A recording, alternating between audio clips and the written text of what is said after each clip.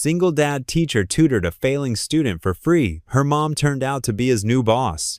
But when he learned why that mother couldn't look him in the eye, the truth shattered his world and turned one act of kindness into the most life-changing lesson of his life. Before we get into the story, comment below where in the world you are watching from today. The September morning dawned crisp and clear as Ethan Cole's alarm buzzed at 6 a.m. He reached over and silenced it quickly, not wanting to disturb the peaceful quiet of the house. Sunlight was just beginning to peek through his bedroom curtains, casting soft shadows on the worn carpet.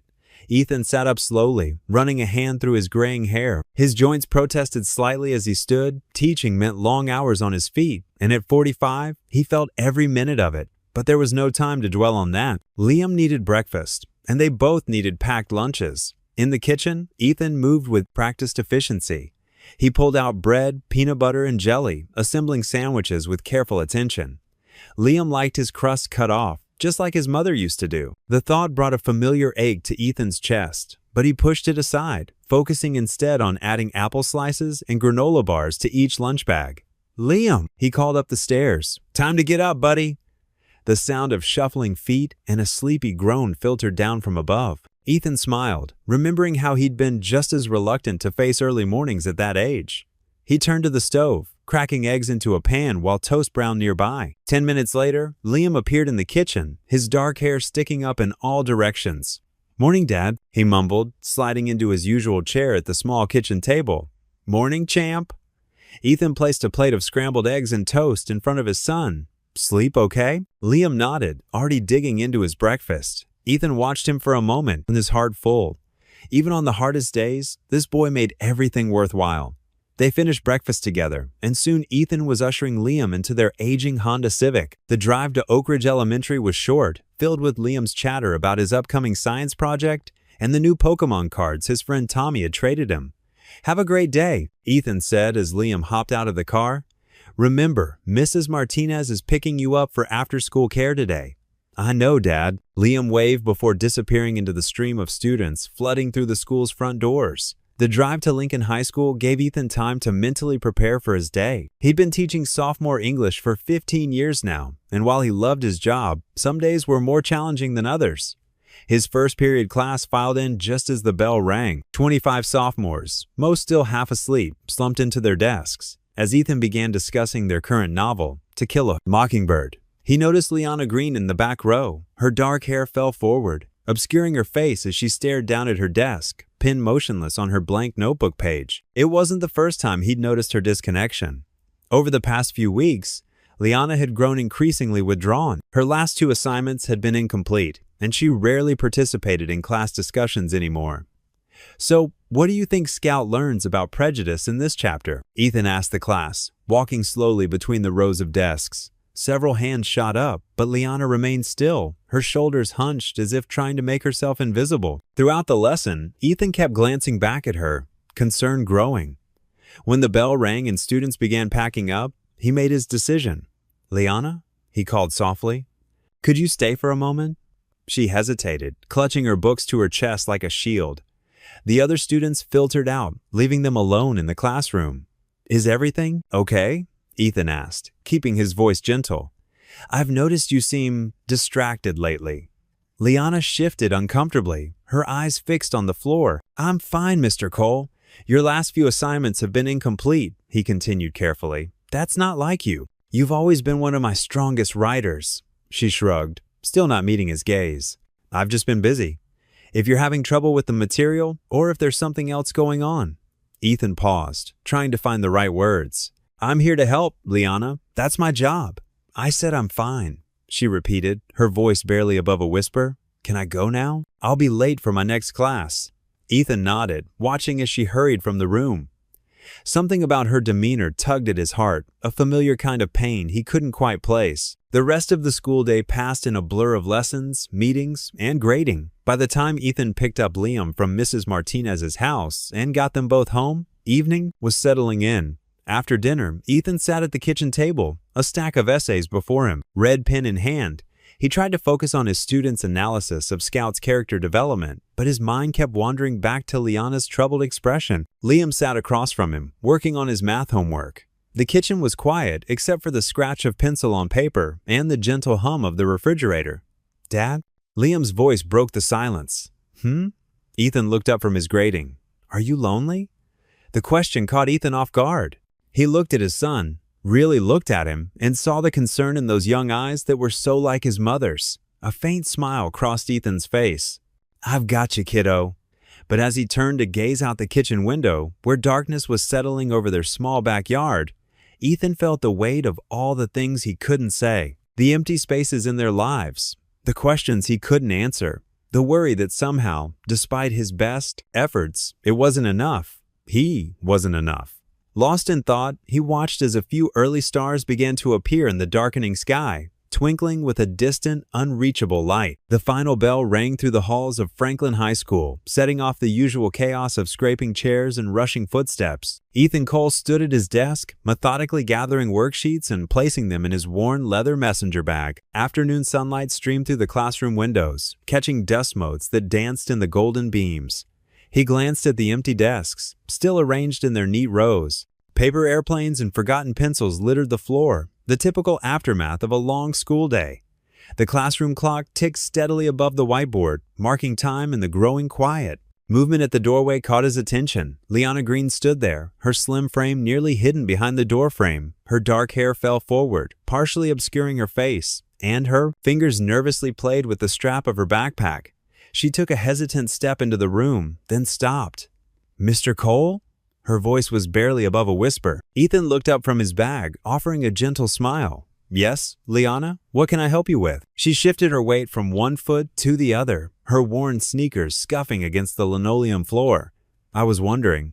She paused, taking a deep breath. I wanted to ask you something." "Come on in," Ethan said, gesturing to the front row of desks. "Have a seat if you'd like."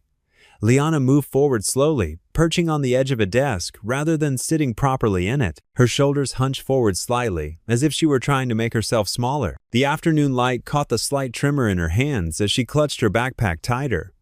"I'm really struggling with the class," she finally admitted, her eyes fixed on the floor. "The reading assignments, the essays, all of it. I know my grades are, well, they're not good." Ethan leaned against his desk, his posture deliberately casual to help put her at ease.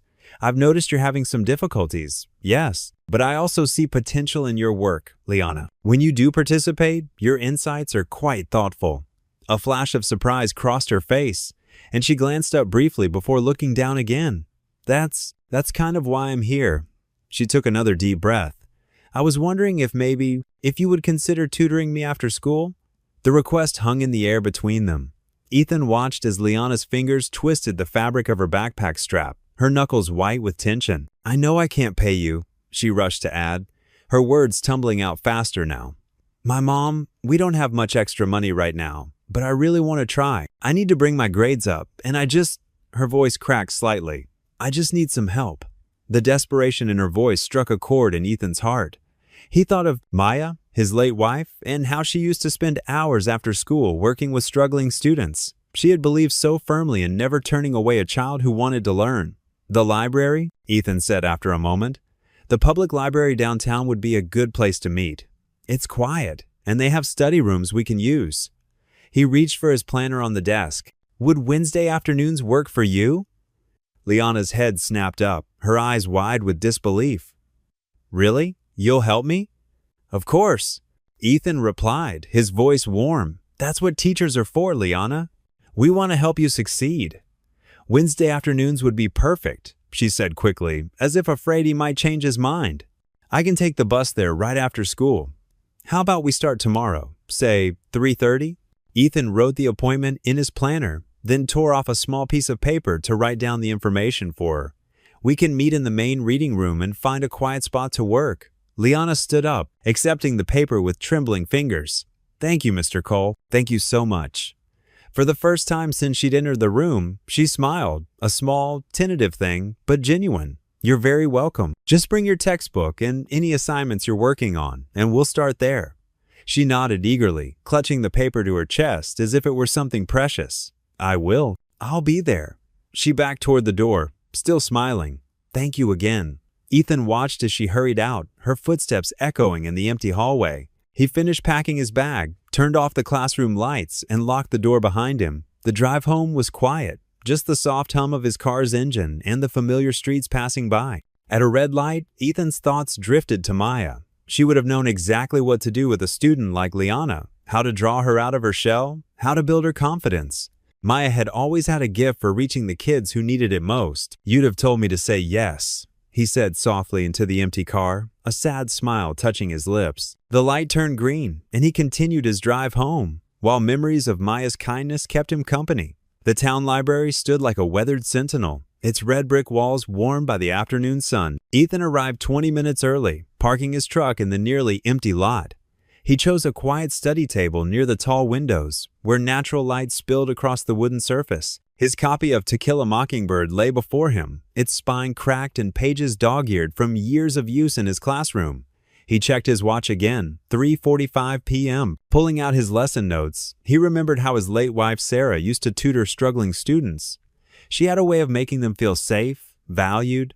The memory brought a sad smile to his face. At precisely 4 p.m., Liana appeared between the library shelves. Her oversized hoodie seemed to swallow her small frame, and she clutched her backpack straps like a lifeline. Dark circles under her eyes suggested too many sleepless nights. "Hi, Mr. Cole," she said softly, hovering uncertainly near the table. "Hello, Liana. Please, have a seat." He gestured to the chair across from him, keeping his voice gentle and steady. "I thought we could start with Chapter 1 of To Kill a Mockingbird. How does that sound?" She nodded, carefully pulling out her own copy, a new paperback with an unbroken spine. As she opened it, Ethan noticed her hands trembling slightly. "Before we dive in," he said, arranging his notes, "what do you find most challenging about the book?" Liana stared at the pages, her fingers fidgeting with the corner. I just can't seem to follow what's happening sometimes. The words are there, but..." She trailed off, her cheeks flushing. "That's perfectly normal," Ethan assured her. "Let's try something different. Instead of reading silently, we'll take turns reading aloud. Sometimes hearing the words helps us connect with them better."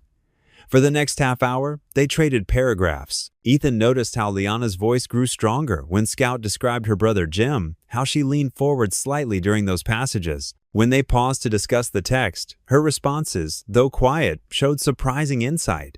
"Scout reminds me of my cousin," she admitted during a brief break. "Always getting into trouble, but meaning well." A loud rumble interrupted their discussion. Liana's stomach. She wrapped her arms around herself, face burning with embarrassment. "You know," Ethan said casually, reaching into his bag, "I always keep extra snacks for long study sessions." He pulled out 2 granola bars, sliding one across the table. "My son says these are the best ones." Liana hesitated, then took the offered snack with a whispered, "Thank you." She ate carefully, taking small bites, but Ethan could see how hungry she was. As they returned to the book, Liana gradually relaxed. Her shoulders loosened, and she began asking questions without prompting. When they reached the end of Chapter 2, Ethan noticed her handwriting had become neater, more confident in her notes. "We just moved back," she said suddenly, while they were packing up. "Mom and me, we used to live here when I was little, but I don't remember much." Ethan nodded encouragingly. "Moving can be tough. How are you settling in?" "It's okay," she shrugged, zipping her backpack. "Mom works a lot, but she tries really hard." Through the library's windows, Ethan saw a car pull into the parking lot, an older model sedan with faded blue paint. "Is that your ride?" Liana nodded, gathering her things. "Thank you, Mr. Cole, for everything." "Same time next week?" he asked, and her small smile was answer enough. He walked her to the car, maintaining a respectful distance. As Liana opened the passenger door, Ethan caught a brief glimpse of movement in the driver's seat, a woman's silhouette, her face turned away. Before he could get a clear look, Liana had climbed in and shut the door. Back in his truck, Ethan started the engine. As the car pulled away, he caught one last fleeting glimpse of the driver, but the setting sun's glare on the windshield obscured her features. The fluorescent lights hummed overhead in the teacher's lounge as Ethan stirred his coffee, the cheap ceramic mug warming his cold fingers. The morning sunlight filtered through dusty Venetian blinds, casting long striped shadows across the worn linoleum floor that had seen decades of faculty meetings and hurried breakfast breaks. Several teachers huddled around the small round table in the corner, their morning conversations mixing with the persistent gurgle of the ancient coffee maker that had somehow survived 3 different principals and countless budget cuts. The familiar scent of burnt coffee and leftover donuts from yesterday's parent-teacher conference filled the cramped space. Ethan took his usual spot near the window, where he could watch the early morning hustle of students arriving for another day. The ritual of morning coffee had become his anchor, a quiet moment before the chaos of lesson plans and teenage emotions took over. "Did you hear about the new district director?" Sarah Martinez, the chemistry teacher, asked between careful bites of her morning bagel. Cream cheese clung to the corner of her mouth as she leaned forward conspiratorially. "Starting next week, I heard, coming in with all sorts of big plans, apparently." Ethan nodded thoughtfully, taking a careful sip of his coffee and feeling the bitter warmth spread through his chest. "Doctor, Reynolds mentioned it in the staff meeting memo yesterday. Someone from out of state, right? Supposed to have extensive experience in educational reform." "Seattle, I think." Tom Bradley, the history teacher, chimed in from across the table. He leaned back in his metal folding chair, which creaked ominously under his considerable weight. His tie was already askew, and it wasn't even 8 o'clock yet. Supposed to be some hotshot administrator with all these fresh ideas about curriculum integration and student engagement metrics. Because that's exactly what we need? Sarah rolled her eyes dramatically, nearly dropping her bagel in the process. More changes from someone who's never actually set foot in our classrooms or dealt with our kids. I bet they've never had to teach chemistry to 30 teenagers in a room with broken ventilation. Tom snorted into his coffee. Or tried to make the Revolutionary War interesting to kids who think history is just something that happened to other people a million years ago. Ethan listened quietly to their familiar complaints, understanding their frustration, but finding himself oddly detached from the conversation. His mind kept drifting to his afternoon tutoring session with Liana Green, the quiet girl with the serious eyes who had become such a regular part of his week. There was something about her that tugged persistently at his teacher's instincts. A familiar shadow in her dark eyes that he couldn't quite place, like a song he'd heard before but couldn't remember the words to. The day passed in its usual rhythm of literature, discussions, and essay reviews, punctuated by the steady tick of the classroom clock and the distant sound of lockers slamming in the hallways. Ethan moved through his classes with practiced ease, discussing symbolism in Harper Lee's work with his junior class, and helping his sophomores understand the nuances of character development. Each period brought its own energy, some students eager and engaged, others clearly counting the minutes until lunch or the final bell. When that blessed final bell finally rang at 3:15, echoing through the corridors like a starting gun, Ethan gathered his worn leather satchel and stack of papers that needed grading. He made his way through the emptying hallways toward the library, passing clusters of students heading to after-school activities or hurrying toward the parking lot where buses waited with engines rumbling. The library was a sanctuary of quiet after the day's controlled chaos. Liana was already waiting at their usual table near the back corner, surrounded by tall shelves that created a cozy alcove. Her dark hair was pulled back in a neat ponytail today, and she seemed less tense than during their previous sessions. Her shoulders weren't quite so rigid, and she actually looked up when he approached, instead of keeping her eyes fixed on her notebook. "Hi, Mr. Cole," she said, pulling out her worn copy of To Kill a Mockingbird along with her spiral notebook, which was filled with careful handwriting in blue ink. Her voice was soft but steadier than before, carrying less of that brittle quality that had marked their early meetings. "Hello, Liana. Ready to tackle Chapter 3? Ethan settled into the plastic chair across from her, spreading out their study materials on the scarred wooden table. The afternoon light streaming through the tall library windows created a warm glow around their workspace. They worked through the chapter's analysis with methodical care, and Ethan found himself genuinely impressed by how Liana's answers were becoming more detailed and thoughtful, less hesitant and guarded. She was beginning to trust her own insights, her observations about Scout's character showing a maturity that surprised him. As they discussed the complexities of childhood innocence and moral awakening, she began asking questions that went far beyond the basic assignment requirements. "Why do you think Scout doesn't understand what Atticus is really facing?" Liana asked, her pencil tapping thoughtfully against her notebook margin. "I mean, she knows something's wrong, but she can't see the whole picture." "That's an excellent question," Ethan replied, leaning forward with renewed interest. "What do you think? Have you ever been in a situation where you sensed something important was happening, but the adults around you weren't telling you everything?" A shadow crossed Liana's face, and she was quiet for a long moment before answering. Sometimes grown-ups think they're protecting kids by not explaining things, but it just makes everything more confusing. During a natural pause in their discussion, Liana's gaze wandered to the family photo Ethan used as a bookmark, the one of him and Liam at Riverside Park last summer. Their golden retriever Max caught mid-leap as he chased a frisbee. Liam's gap-toothed grin was front and center, his sandy hair tousled by the wind, pure joy radiating from his small face. "Your son looks really happy," she said, her fingers fidgeting with the corner of her notebook in a gesture that was becoming familiar to him. There was something wistful in her voice that made him look at her more closely. "How old is he?" Ethan's face softened automatically, the way it always did when anyone mentioned Liam. "Liam's 10. He's in 5th grade at Roosevelt Elementary, just down the street from here. Mrs. Patterson's class. She's wonderful with the kids." "Does he like school?" Liana's question seemed casual enough, but there was an underlying curiosity in her tone that suggested the answer mattered more than she was letting on. "Most days?" Ethan chuckled, remembering that morning's minor drama about a forgotten science project. "Though I suspect he'd rather spend his time playing soccer with his friends or building elaborate worlds in that video game he's obsessed with. Minecraft, I think it's called. He's always showing me these incredible structures he's built." Liana nodded slowly, her eyes still fixed on the photo with an intensity that made something stir uneasily in Ethan's chest. After a moment's hesitation, she asked, "Were you ever married?" The question caught him completely off guard, though he tried not to show it. Personal questions from students weren't unusual, but something about the way Liana asked, the careful neutrality of her tone, made him pause. He maintained his gentle smile, though it took on a wistful edge as memories flickered through his mind. "Yes, I was. Her name was Sarah." He paused, his fingers unconsciously moving to touch his empty ring finger, a habit he'd never quite broken, even 3 years after finally removing his wedding band. "She passed away when Liam was 3. Cancer." "I'm sorry," Liana whispered, and the genuine empathy in her voice was so raw and immediate that it caught him off guard. It was the kind of understanding that came from personal experience with loss, not just polite sympathy. "Thank you," Ethan replied softly, his throat tightening slightly, the way it still did sometimes when he talked about Sarah. She was an amazing person, taught 3rd grade at Elmwood Elementary across town. She had this incredible gift for connecting with kids who were struggling.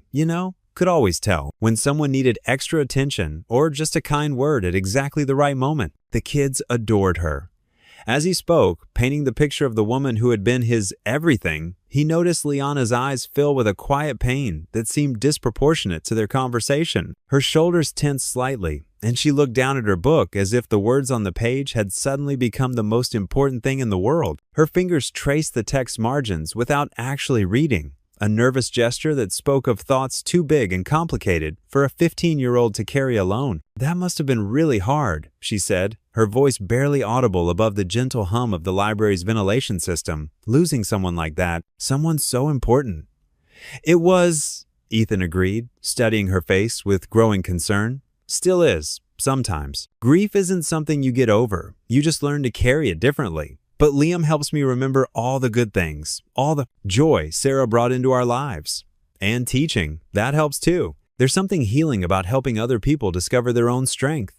They returned to their lesson after that, but something fundamental had shifted in the atmosphere between them. Liana seemed both more present and more distant somehow, as if wrestling with thoughts and emotions she couldn't or wouldn't share. Her answers remained thoughtful, but there was a distracted quality to them now, as though part of her mind was somewhere else entirely. As their session drew to a close and the late afternoon sun began to slant more sharply through the tall library windows, they packed up their books in what felt like companionable silence.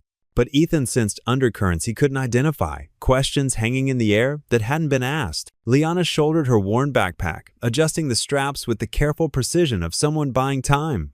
She hesitated by the edge of their table, seeming to gather courage for something. The late afternoon light streaming through the windows caught the auburn highlights in her dark hair and cast long shadows across the library carpet, creating an almost ethereal quality to the moment. "Thanks, Mr. Cole," she said finally, her voice carrying a weight that seemed too heavy for such simple words. "For everything, for being patient with me." Then, almost as an afterthought, though something in her tone suggested it was anything but, she added softly, "My mom gets really nervous around schools and teachers and stuff like that.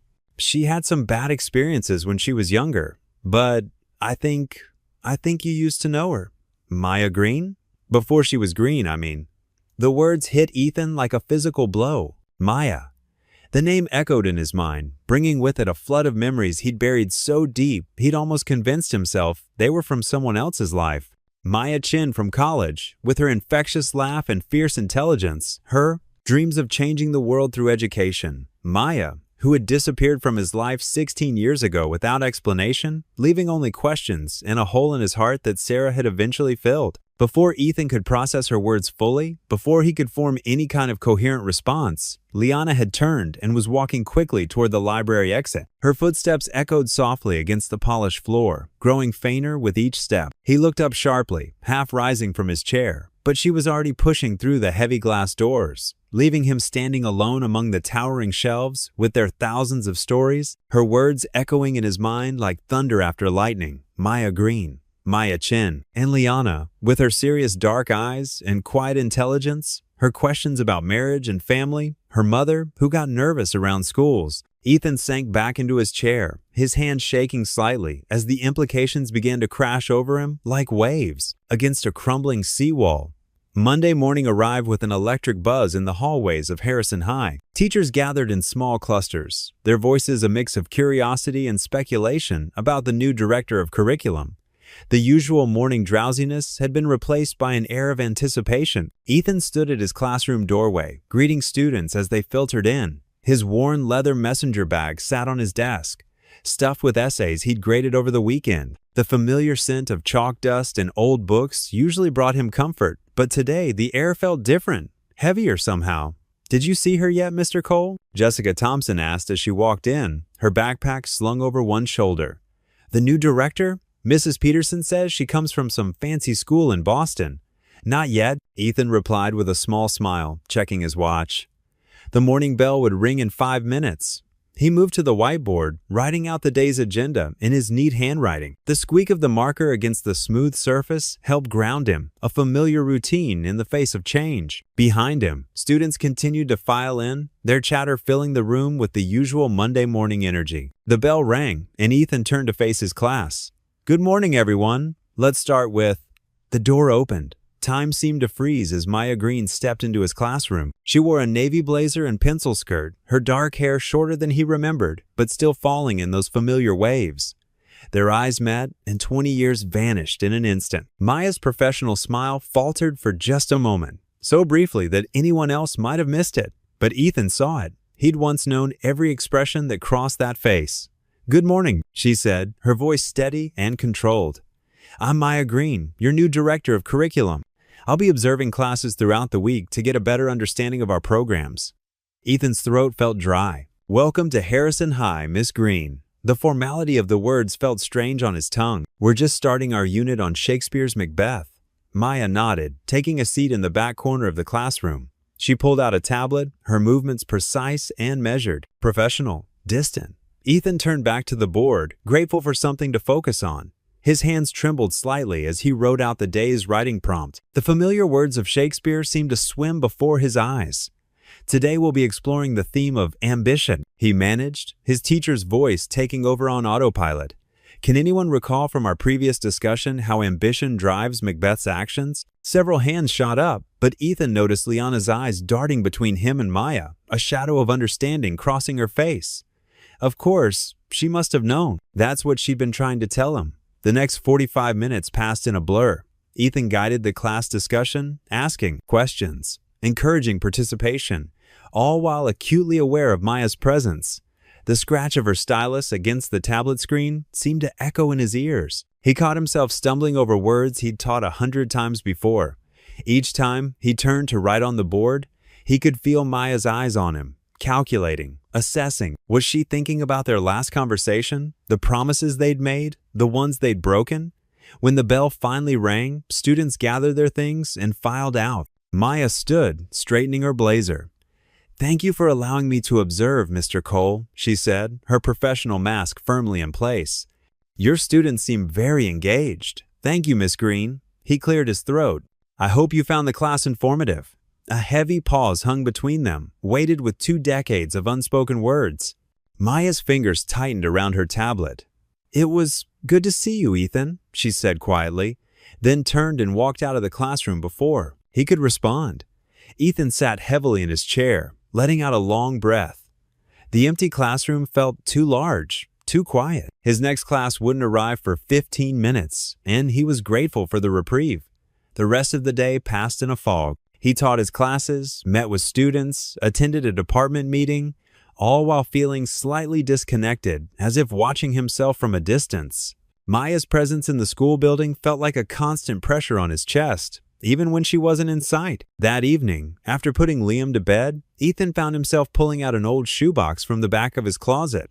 Dust had settled on the lid, and the corners were worn soft with age. Inside, beneath old letters and ticket stubs, he found what he was looking for, a slightly faded photograph. Two young people smiled up at him from a checkered blanket, a half-eaten picnic spread out before them. The autumn leaves behind them blazed orange and red against a bright blue sky. Maya's head rested on his shoulder, her laugh caught mid-moment by the camera. His younger self looked at her with unguarded joy, no idea of what lay ahead. Ethan sat on the edge of his bed, the photograph trembling slightly in his hands. 20 years. 20 years of building a life, loving and losing Sarah, raising Liam, teaching countless students.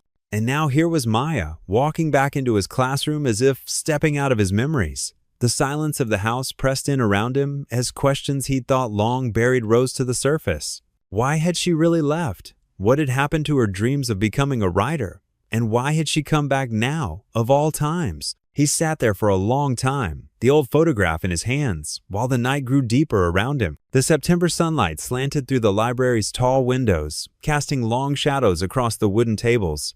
Ethan sat in their usual spot, arranging his teaching materials with methodical precision. His hands moved automatically while his mind wandered, remembering yesterday's encounter with Maya. He checked his watch again, 3:45 p.m. Liana would arrive any minute. The familiar rhythm of tutoring sessions had become a comfort over the past weeks, but today felt different. Everything felt different since Maya had walked into his classroom. The sound of approaching footsteps made him look up. Liana walked toward him, her backpack bouncing slightly against her shoulder. There was something lighter in her step today, a small smile playing at the corners of her mouth. "Hi, Mr. Cole," she said, sliding into the chair across from him. "Hello, Liana." He managed a warm smile, pushing his personal turmoil aside. "Ready to tackle that essay outline?" She nodded, pulling out her notebook. The afternoon sun caught her profile, and Ethan felt his breath catch. The way she tucked her hair behind her ear, it was exactly like Maya used to do. They worked through the outline methodically, discussing theme development and character motivation in To Kill a Mockingbird. Liana seemed more engaged than usual, her responses coming quickly and confidently. "Mom says you were always good at finding the deeper meaning in books," she said casually, not looking up from her paper. Ethan's pen paused mid-sentence. "Did she?" "Mm-hmm." Liana continued writing. "She told me you were really smart in college, really idealistic too." She glanced up at him. "That means you believed in making things better, right?" "That's right." His throat felt dry. "Your mom and I. We knew each other pretty well back then." Liana's pencil moved across the paper, her handwriting neat and careful, just like Maya's. "She talks about you sometimes. Not a lot, but—" She trailed off, erasing something with careful strokes. The library hummed with quiet activity around them. A cart of books squeaked past, pushed by an elderly volunteer. Somewhere, a phone vibrated briefly. "Mr. Cole?" Liana's voice had grown, softer. "Yes?" She set down her pencil, still not meeting his eyes. Her fingers played with the corner of her notebook, folding and unfolding the paper. "Mommy says." She took a deep breath. "Mommy says you're my daddy." The world seemed to tilt sideways. Ethan's hands gripped the edge of the table, his knuckles white. The afternoon sun suddenly felt too bright, too harsh. "What?" He had to clear his throat. "What exactly did your mom tell you?" "What?" But Liana had already picked up her pencil again, her face turned down to her work. "This theme statement, is it specific enough? I want to focus on Scout's relationship with Atticus."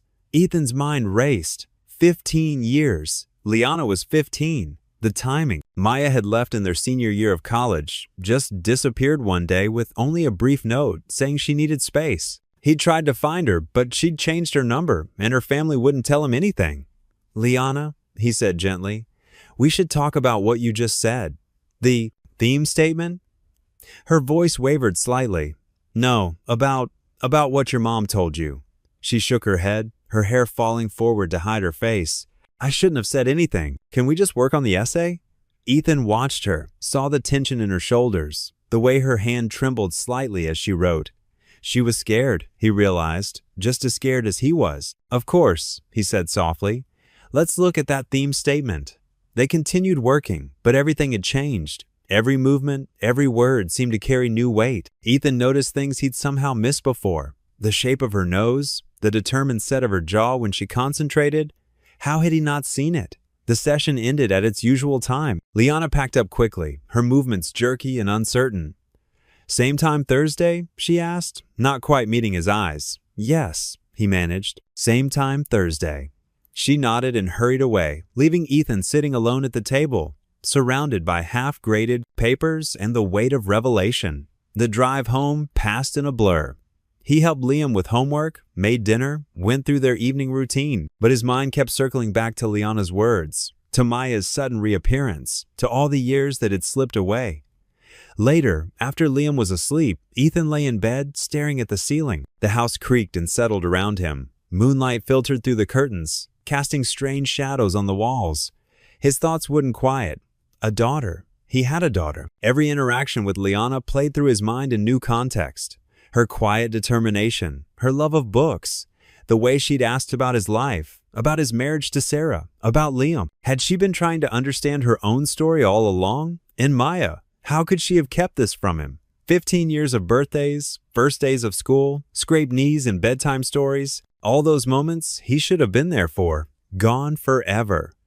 The digital clock on his nightstand marked the slow passage of hours. 11:47, 12:23, 1:15. At 2:03 a.m., he reached for his phone. The screen's harsh light made him squint as he pulled up Maya's contact information, added just yesterday for professional purposes.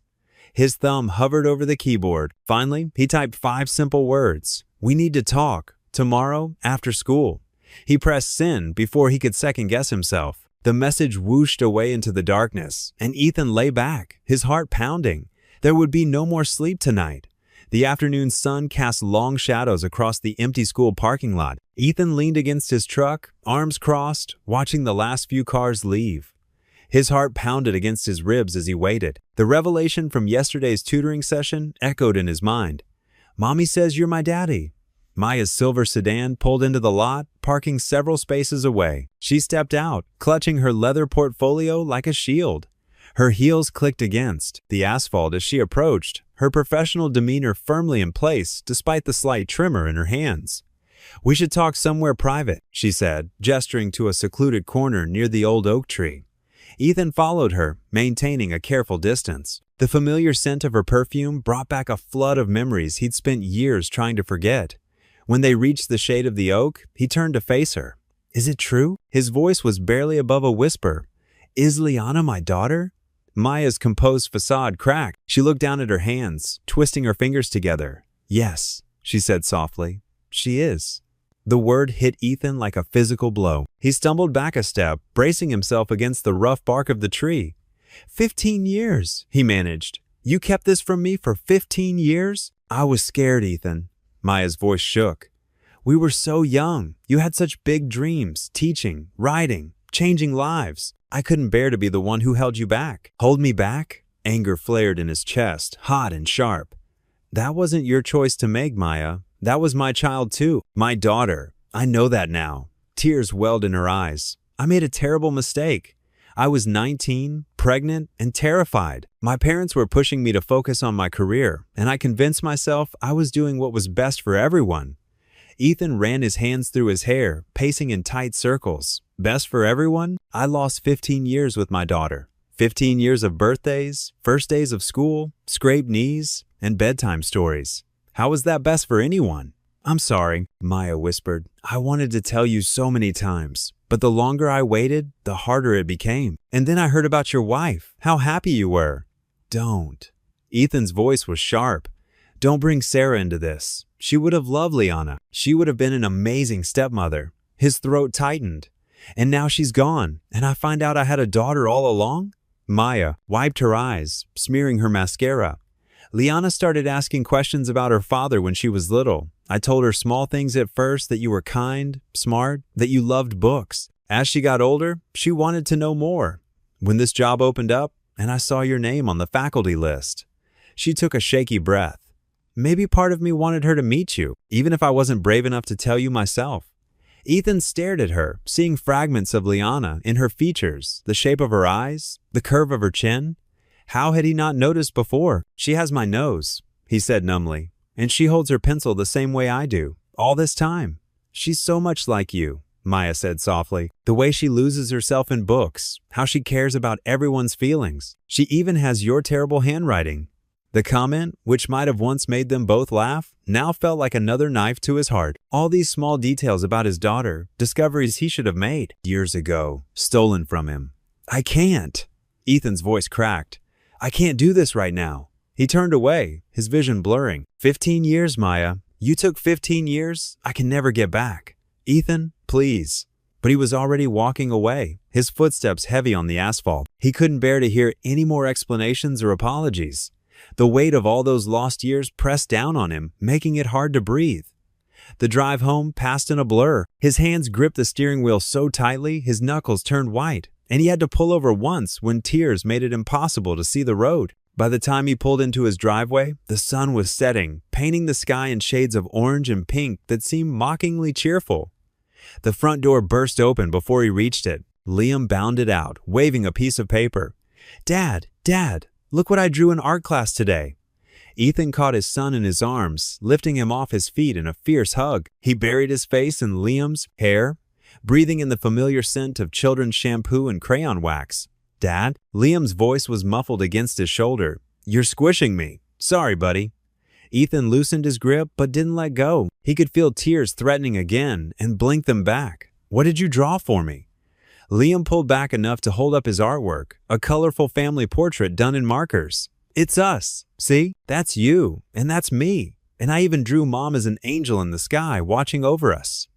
Ethan stared at the simple drawing, at the three figures Liam had created with such love and care. His vision blurred again, and this time he couldn't stop the tears from falling. Dad? Liam's small hand touched his wet cheek. Are you okay? Yeah, kiddo. Ethan hugged him close again. I just love you so much. So much.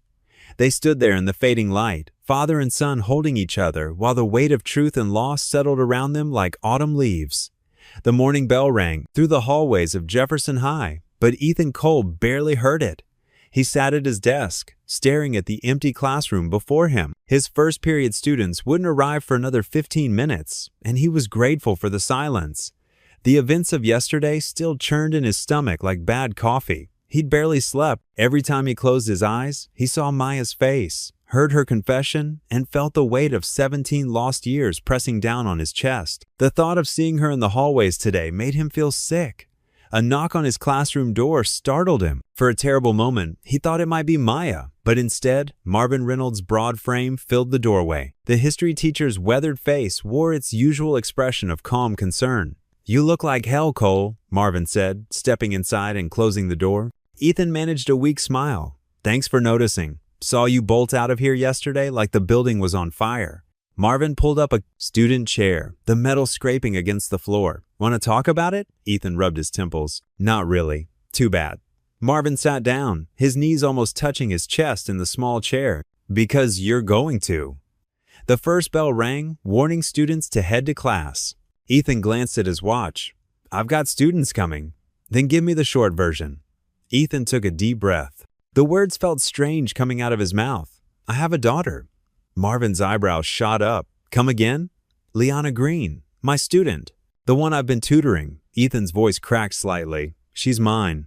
Maya, her mother, she never told me. 17 years, Marvin. 17 years of not knowing I had a child. Students began filtering past the classroom, their chatter filling the hallway. Marvin leaned forward, his voice low. Meet me for lunch. Teacher's lounge is usually empty 5th period.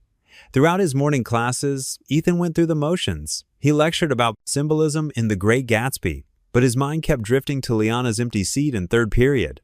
She was absent today, and each time he looked at her desk, his chest tightened. When fifth period came, he found Marvin already waiting in the teacher's lounge, 2 cups of coffee on the table. The room smelled of burnt microwave popcorn and old coffee, but at least they were alone. "All right," Marvin said as Ethan sat down. "Let it out."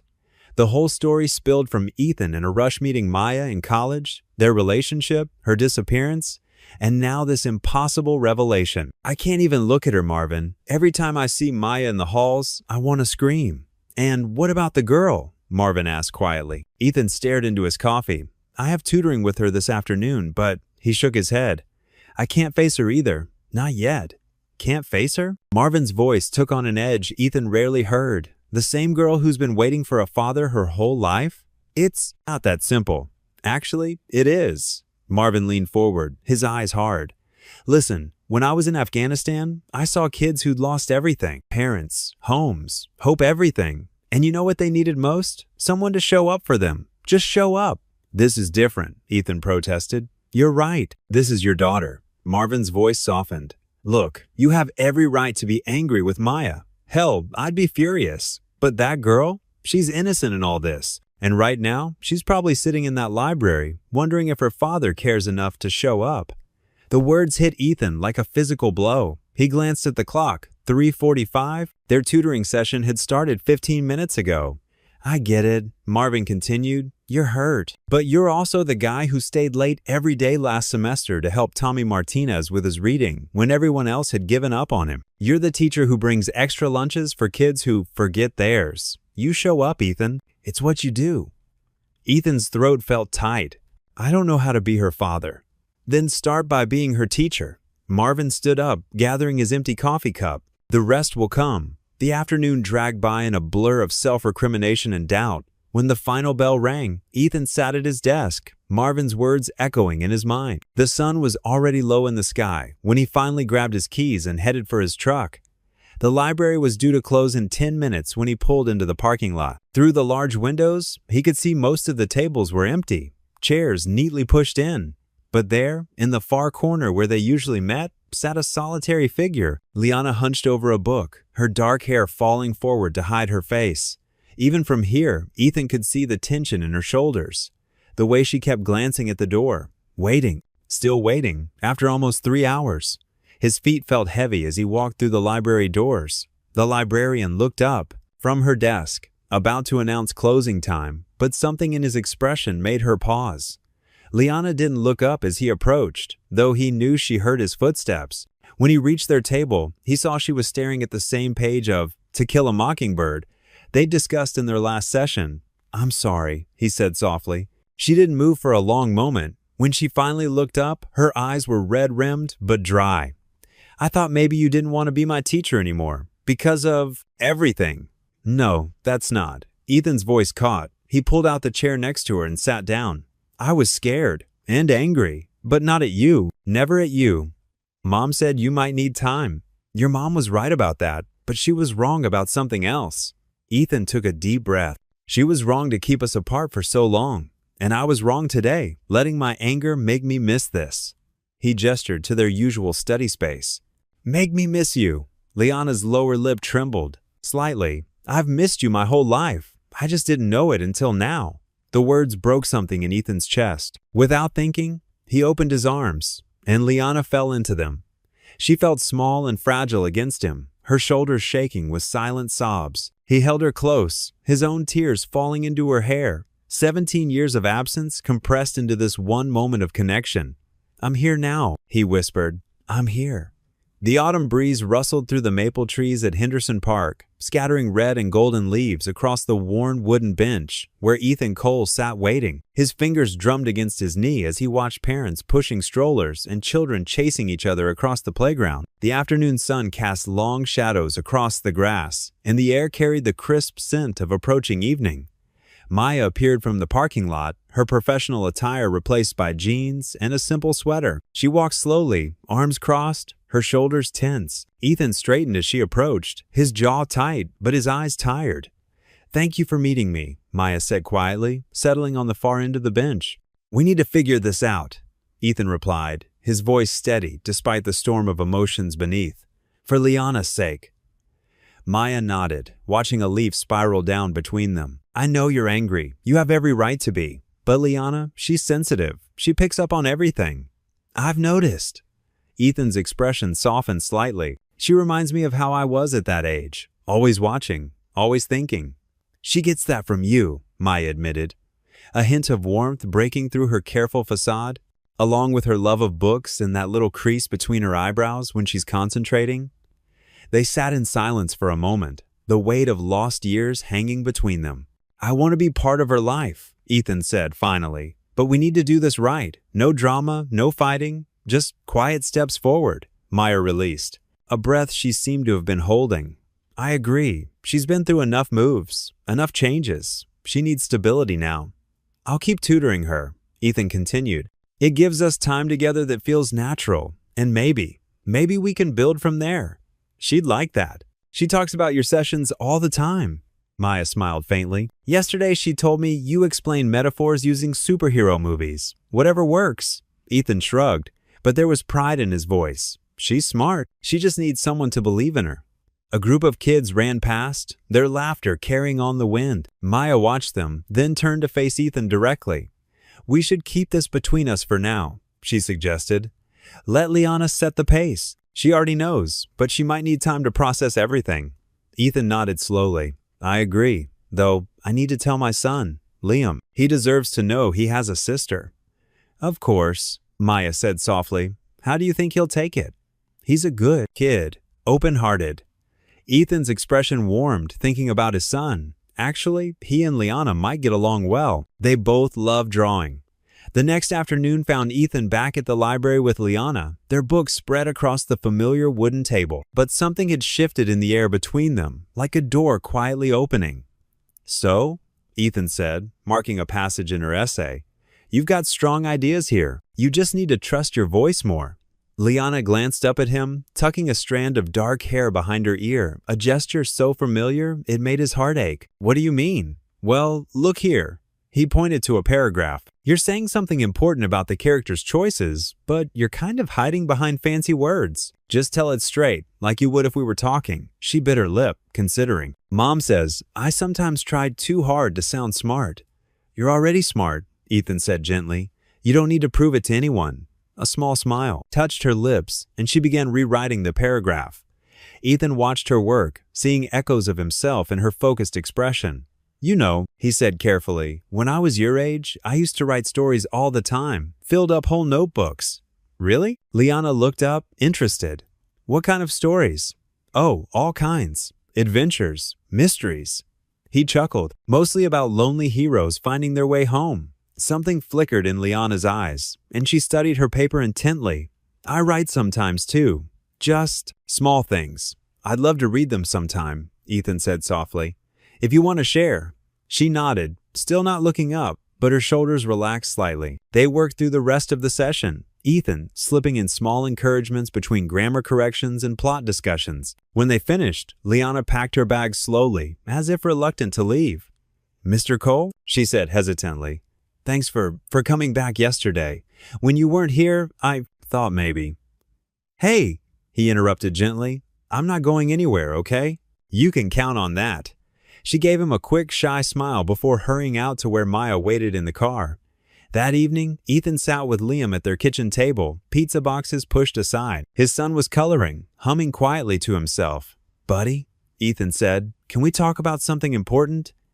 Liam looked up, blue crayon paused mid-stroke. Are we getting a dog?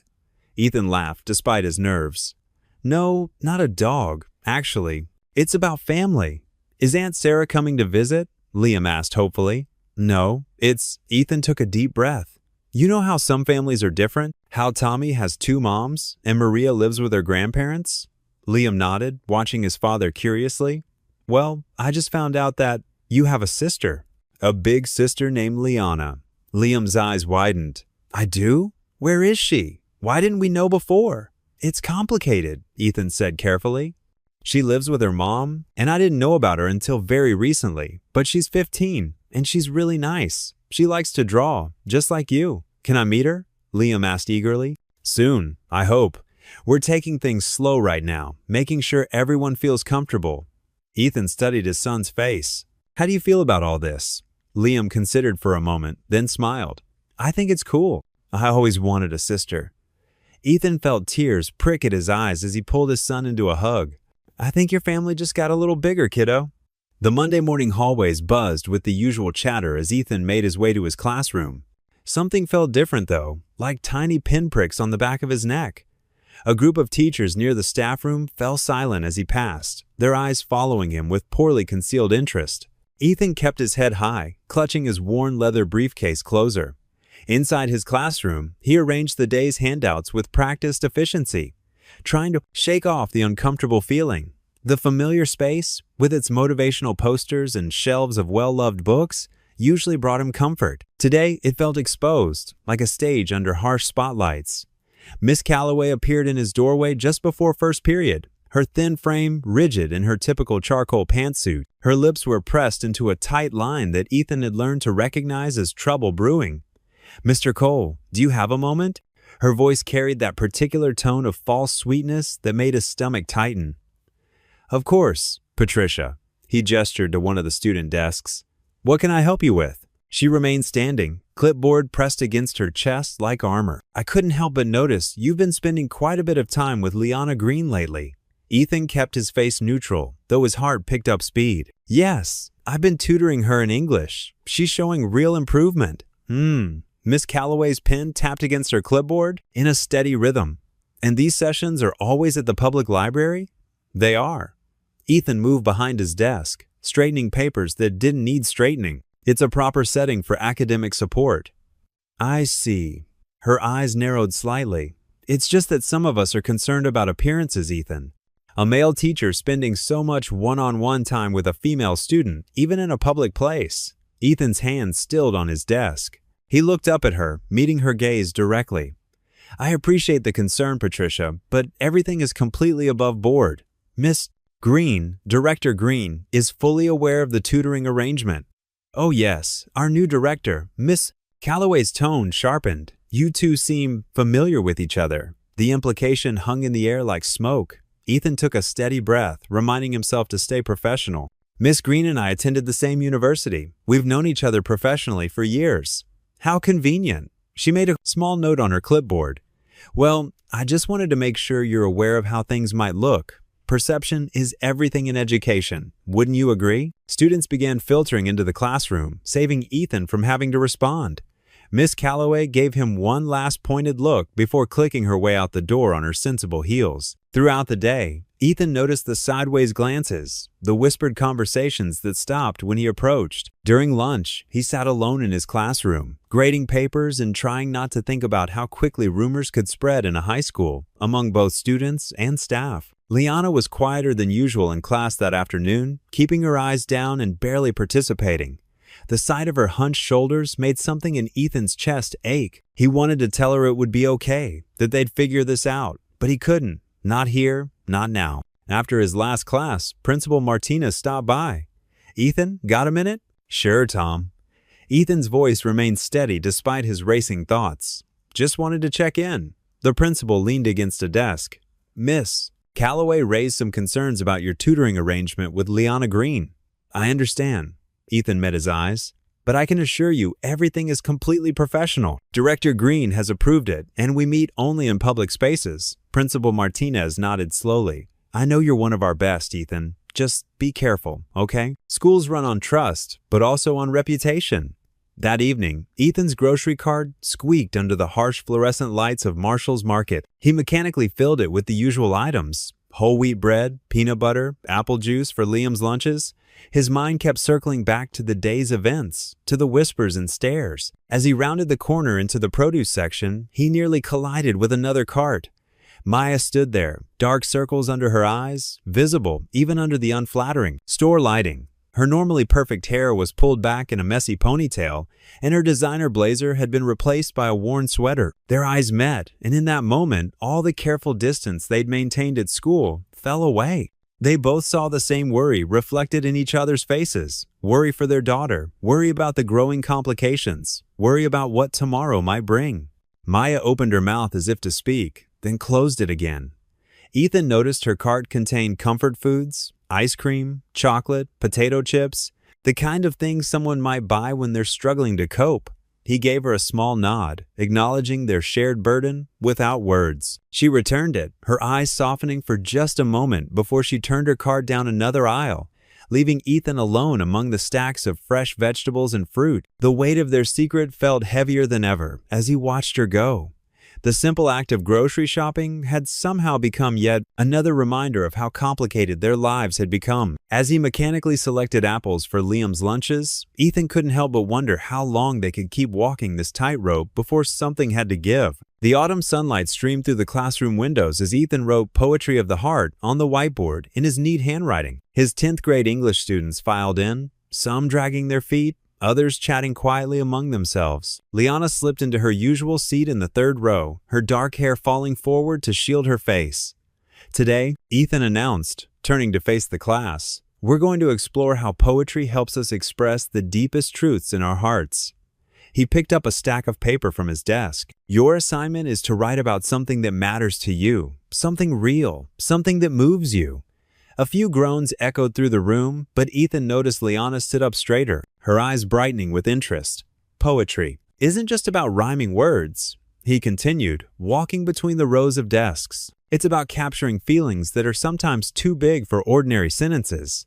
He paused beside Liana's desk, placing a sheet of paper in front of her. "Use whatever style feels right to you. Free verse, haiku, sonnet, the form doesn't matter as much as the feeling behind it."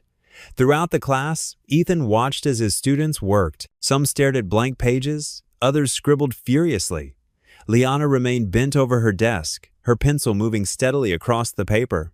She didn't look up once, completely absorbed in her writing. When the bell rang, students gathered their things and filed out. Liana lingered, carefully folding her paper before placing it on his desk. Their eyes met briefly before she hurried away, leaving Ethan with a stack of poems to grade. That evening, after dinner with Liam, Ethan settled into his favorite armchair with a cup of coffee and the student poems. He saved Liana's for last, his hands slightly trembling as he unfolded the paper. The title read, "Waiting at windows, I press my face against cold glass, watching fathers walk by with their daughters. Their laughter floats up to my window like balloons I can't catch. Every night, I imagine your shadow stretching across our welcome mat, your footsteps on our stairs, your voice calling my name. Mom says you were kind once, that you had dreams as big as mountains. I wonder if I was one of them before I became invisible. I collect father-daughter moments like seashells from a shore I've never seen. Homework, help, and birthday cards, proud smiles at school plays. Now, I see you every day, but you're still just beyond my reach, like those evening stars I wish on, hoping tomorrow will be different." Ethan's vision blurred. He wiped his eyes with the back of his hand, but the tears kept coming. The raw honesty of Liana's words pierced his heart.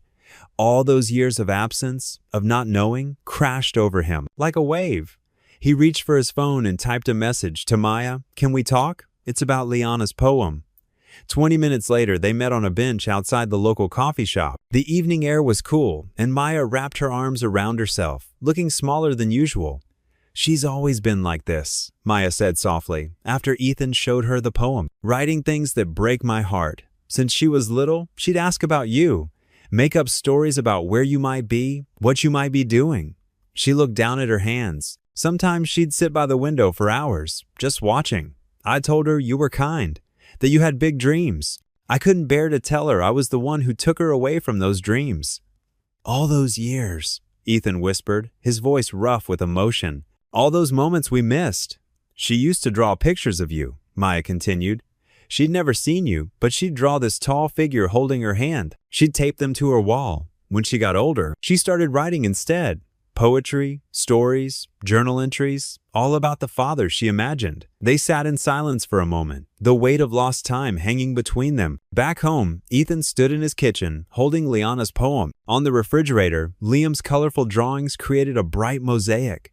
Stick figures playing soccer, a family of 3 holding hands, rockets zooming through crayon stars. With trembling fingers, Ethan carefully placed Liana's poem in the center, securing it with a magnet shaped like a book that his late wife had bought years ago. He stepped back, looking at the refrigerator gallery, his son's joyful artwork and his daughter's heartfelt words side by side. 2 pieces of his heart finally sharing the same space. His fingers traced the edge of the poem, lingering on the words that spoke of waiting and invisible fathers. The magnitude of what had been lost and what could still be saved settled over him like a quiet prayer.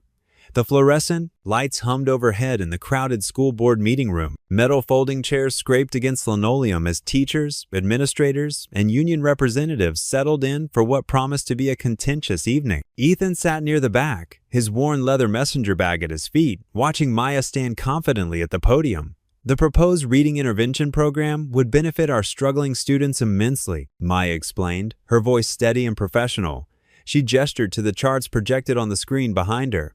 The data from similar districts shows significant improvement in test scores, particularly among our most vulnerable populations. Ethan noticed how she tied her dark hair back neatly, wearing a crisp navy blazer that made her look every inch the composed administrator. But he caught the slight tremor in her hands as she shuffled her papers, a tale he remembered from their college days when she was nervous but trying not to show it. Mr. Patterson, the teachers' union representative, stood up abruptly. His face was flushed red above his striped tie. This program would require teachers to completely overhaul their existing lesson plans, he protested. It's an unnecessary burden on already overworked staff. The transition period would be gradual, Maya countered. We've budgeted for additional planning time, and of course you'd support this, Patterson interrupted, his voice dripping with disdain. Just like you support certain teachers getting special treatment, a murmur rippled through the crowd. Ethan felt his stomach clench as several heads turned in his direction. I'm not sure what you're implying, Mr. Patterson, Maya said coolly, but this discussion is about helping our students succeed. Is that why Mr. Cole gets to run unauthorized tutoring sessions? Patterson shot back. Or why his student evaluations bypass normal channels? The school board chairman banged his gavel. Mr. Patterson, please stick to the agenda item at hand. But the damage was done. Whispers filled the room like angry wasps. Ethan watched Maya's shoulders stiffen as she tried to redirect the conversation back to the reading program. But the tension in the room had shifted irreversibly. The next morning, the gossip mill was running at full speed. Ethan arrived at school to find teachers falling silent as he passed. In the staff room, conversation stopped mid-sentence when he entered to get his coffee. By lunch, his email pinged with a message from an anonymous address. His hand shook slightly as he opened it. To school board members, administration subject, ethical concerns. It has come to my attention that Director Green has been showing favoritism to Mr. Cole and his student Liana Green. Sources confirm that Liana Green is Mr. Cole's biological daughter, making this a clear conflict of interest. Both parties have concealed this relationship from the administration. Ethan closed the email, his throat tight. Down the hall, he could hear the regular rhythm of classes continuing, but it felt like his world was suddenly spinning off its axis. Throughout the afternoon, he noticed more stares, more whispers. His usually engaged third-period class was distracted, students sneaking glances at their phones. One brave soul even raised her hand to ask, Mr. Cole, is it true what they're saying about you and Miss Green? Please focus on the lesson, he replied firmly, though his voice wanted to crack. During his planning period, he saw Maya hurrying down the hallway, her heels clicking rapidly against the floor as she headed toward an emergency administrative meeting. Their eyes met briefly, hers wide with worry, his filled with quiet resignation. The final bell had barely rung when his classroom phone buzzed. Mr. Cole, the secretary's voice was gentle but firm. Principal Roberts would like to see you in his office immediately. Ethan packed his bag slowly, his movements mechanical. The afternoon sun cast long shadows through the classroom windows, and he paused to straighten a stack of essays he'd been planning to grade that evening. His hand lingered on Liana's paper at the top of the pile. Principal Roberts' office felt smaller than usual, with its dark wood paneling and heavy desk. The man himself sat with his hands folded, looking uncomfortable in his pinstripe suit. Ethan, please sit down. Roberts gestured to the chair across from him. I'm sure you know why you're here. Yes, Ethan said quietly. The email. It's not just the email. Roberts sighed heavily. We've received formal complaints about the tutoring arrangement, questions about grade inflation, concerns about professional boundaries. He shuffled through a stack of papers. Given the serious nature of these allegations and the apparent conflict of interest, we have no choice but to place you on administrative leave pending an investigation. The words hit Ethan like physical blows, but he kept his face neutral. I understand. You'll need to turn in your classroom keys, Roberts continued, not quite meeting his eyes. And we'll need you to refrain from contact with students, including Liana Green, until this matter is resolved. Ethan reached into his pocket, his fingers closing around his keyring. The metal felt warm from being carried close to his body all day. He carefully separated his classroom and supply closet keys from his personal ones, the small actions helping him maintain his composure. Your students will have a substitute starting tomorrow, Roberts added. We'll contact you when a knock at the door interrupted him. The secretary poked her head in, looking apologetic. I'm sorry, but the superintendent is on line 1. He says it's urgent. Roberts nodded, then turned back to Ethan. We'll be in touch. Please gather your personal belongings and, he hesitated, it would be best if you left through the side entrance. Ethan stood, placing his keys carefully on the desk. They made a small, final-sounding clink against the polished wood. Without another word, he walked out of the office, his footsteps echoing in the nearly empty hallway. The late afternoon sunlight slanted through the windows, painting golden rectangles on the floor. In his classroom, Ethan methodically packed his personal items into his messenger bag, the photo of Liam from his desk, a few favorite books, the coffee mug his late wife had given him years ago. He deliberately left Liana's poem pinned to the bulletin board, a splash of hope amid the storm. As he walked toward the side entrance, he heard distant voices from the main office. Maya's measured tones mixed with others, all speaking in urgent whispers. He didn't slow down to listen. The metal door clicked shut behind him with a hollow finality, and he stepped out into the autumn afternoon, leaving behind the only place besides home where he'd felt he truly belonged. The afternoon sun cast long shadows through the classroom windows as Ethan methodically packed his personal belongings into cardboard boxes. His hands trembled slightly as he lifted his coffee mug, a Father's Day gift from Liam, and wrapped it in yesterday's newspaper. The quiet rustling of paper seemed too loud in the empty room. A soft knock at the door made him look up.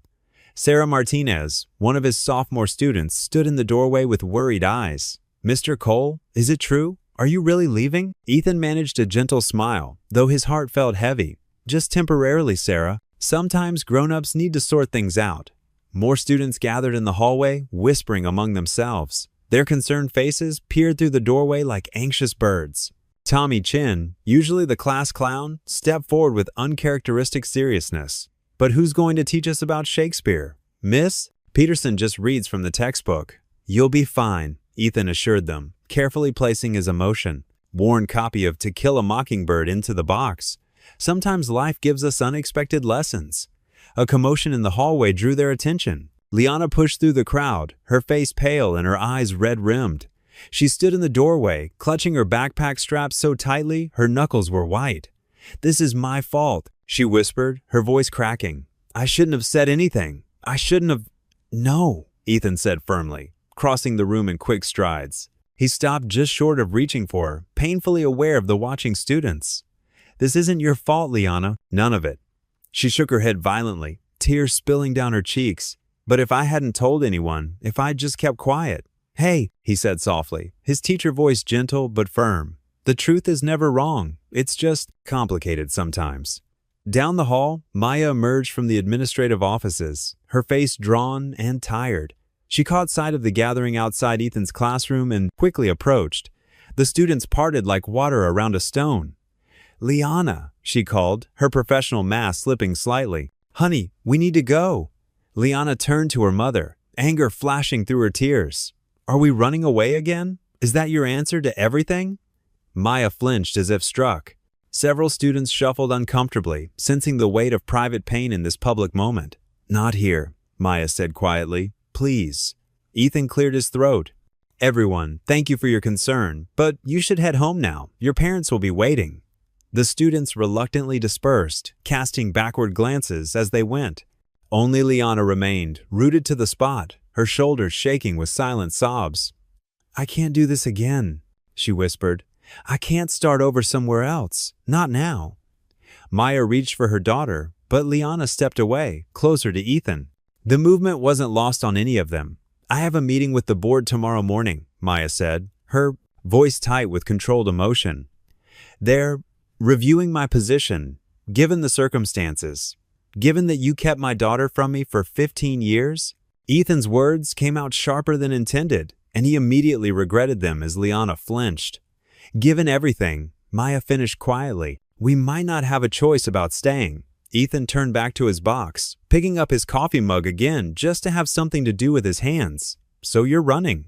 Again. I'm trying to protect my daughter. Our daughter, he corrected, still not looking at her. The silence that followed was deafening. Finally, Liana spoke, her voice small but steady. I don't want protection. I want my family. Both of you. The bell rang, startling them all. The halls would soon be filled with students rushing to after-school activities and buses. Maya touched Liana's shoulder gently. We need to go, sweetheart. Let Mr. Cole finish packing. This time, Liana allowed herself to be led away, but she stopped at the door. I'm sorry, she said, looking at Ethan with eyes so like his own. I'm so sorry. After they left, Ethan sat heavily in his desk chair, surrounded by half-packed boxes and 15 years of teaching memories. The afternoon light grew dimmer, shadows lengthening across the floor. He thought about Liam waiting at home, probably worried about why his dad had to leave work early. He thought about Liana, who'd finally found her father, only to lose him again. It took him nearly 2 hours to finish packing. By the time he carried the last box to his truck, the parking lot was empty, except for a few cars belonging to the janitorial staff. The box felt heavier than it should, weighted down with more than just books and papers. When he pulled into his driveway, the porch light was on. Liam always remembered to turn it on when it got dark. As Ethan stepped out of his truck, something white caught his eye. A piece of paper had been carefully placed under the welcome mat, just visible at the corners. His hand shook slightly as he pulled it free. The paper was college-ruled, torn from a spiral notebook, and covered in Liana's neat handwriting. He sat down on the porch steps to read it, the light from above casting just enough glow on the page. Dear Mr. Cole, I don't know if I'm allowed to call you Dad yet. I'm sorry, everything got messed up. Mom says we might have to move again, but I don't want to. I just found you. It took me 15 years to find you. I used to make up stories about you. Sometimes you were a soldier or an astronaut or someone really important, but you're better than all those stories because you're real. You're just a regular dad who makes bad jokes and helps kids understand books and carries granola bars in your briefcase just in case someone's hungry. I know Mom's scared. She's always scared of something. But I'm tired of being scared. I'm tired of not having a dad because everyone's too scared to tell the truth. Please don't give up on us. Please don't let them make you go away. Love, Liana P.S. I still have that granola bar you gave me on the first day. I'm keeping it forever. The porch light flickered and Ethan realized he was crying. He carefully folded the letter and slipped it into his jacket pocket, next to his heart. Inside, he could hear Liam calling for him, probably wondering why he was sitting outside in the growing dark. He took a deep breath and stood up. Whatever happened tomorrow, he knew one thing for certain. He wasn't giving up. Not this time. Not ever again. The bedside lamp cast a warm glow across Liam's dinosaur print bedspread as Ethan sat heavily on the edge of his son's empty bed. His fingers traced the edges of the pale blue envelope that had been waiting on his porch. The paper was slightly crumpled, as if it had been held tightly before being left behind. Liam was at a sleepover, and the house felt too quiet, too empty for what Ethan was about to read. He took a deep breath and carefully opened the envelope. Liana's neat handwriting filled the page, each word precise and thoughtful, just like her class assignments. Dear Mr. Cole, the letter began. Ethan's heart clenched at the formality. Or maybe I should say Dad, I don't really know anymore. Ethan's vision blurred slightly as he continued reading. Mom told me everything last night, about how young you both were in college, about how scared she was, and about why she left. She cried a lot while telling me. I've never seen her cry before. I want you to know that even before I knew for sure, I used to watch you with Liam at school pickup. The way you always listened to his stories, no matter how long they were. The way you carried his backpack when he was tired. I used to imagine what it would be like if you were my dad too. Then in class, you were always so patient with everyone, even kids who didn't try very hard. You made me feel smart when I thought I was stupid. You shared your granola bars when I was hungry, and you never made me feel bad about needing help. I've spent so many nights looking out my window, wondering about my father. Mom kept your old pictures in a box under her bed. Sometimes when she was at work, I'd look at them and try to find pieces of myself in your face. I think I have your eyes. And maybe your love for books too. I know everything's messed up right now because of me. The kids at school are talking, and the teachers look at me differently. Mom's really worried about her job. But please don't leave town. Please don't disappear like you did in all those old photos. I know I'm probably too old now for daddy-daughter dances or bedtime stories, but maybe we could still have other things? Maybe we could still read books together and talk about poetry? Maybe it's not too late for us to be some kind of family? I don't need everything to be perfect. I just need you to stay. Love, Liana. Ethan's hand shook as he folded the letter carefully and pressed it against his chest.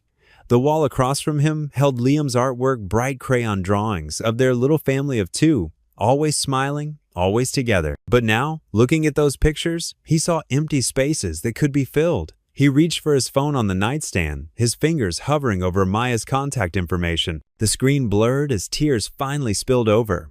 He thought about Liana waiting at the library yesterday, sitting alone with her textbooks and her hope. He thought about Maya, trying so hard to make things right after so many years of wrong. He thought about Liam, who had asked just last week if Liana could come over sometime because she draws cool dragons too, Dad.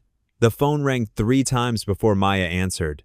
Ethan? Her voice was cautious, weighted with exhaustion. I read her letter, he said softly. Maya, we can't leave things like this. We can't let her down again. There was a long pause on the other end. The school board. We'll face them. Together, Ethan interrupted. Stay. Just. Stay a little longer. Give us a chance to figure this out. Not just for Liana, but for all of us. He heard Maya take a shaky breath. I've been looking at job listings in Portland, she admitted. I thought if we left quickly enough. Running didn't fix things 17 years ago, Ethan said gently. It won't fix things now. Another pause, longer this time. Then, what do you suggest? Ethan stood up, walking to Liam's desk where scattered crayons and paper lay waiting. He picked up a blue crayon, Liana's favorite color, he'd noticed during their tutoring sessions. There's a community forum next week, he said, pulling a clean sheet of paper toward him. The school board wants to address the situation publicly. Let me speak. Let me tell our story. Ethan, not the ugly parts, he assured her, but the truth about family, about second chances, about doing the right thing even when it's hard. About how sometimes the best lessons we teach our students aren't found in textbooks. He could hear the fear in Maya's voice when she spoke again. What if it's not enough?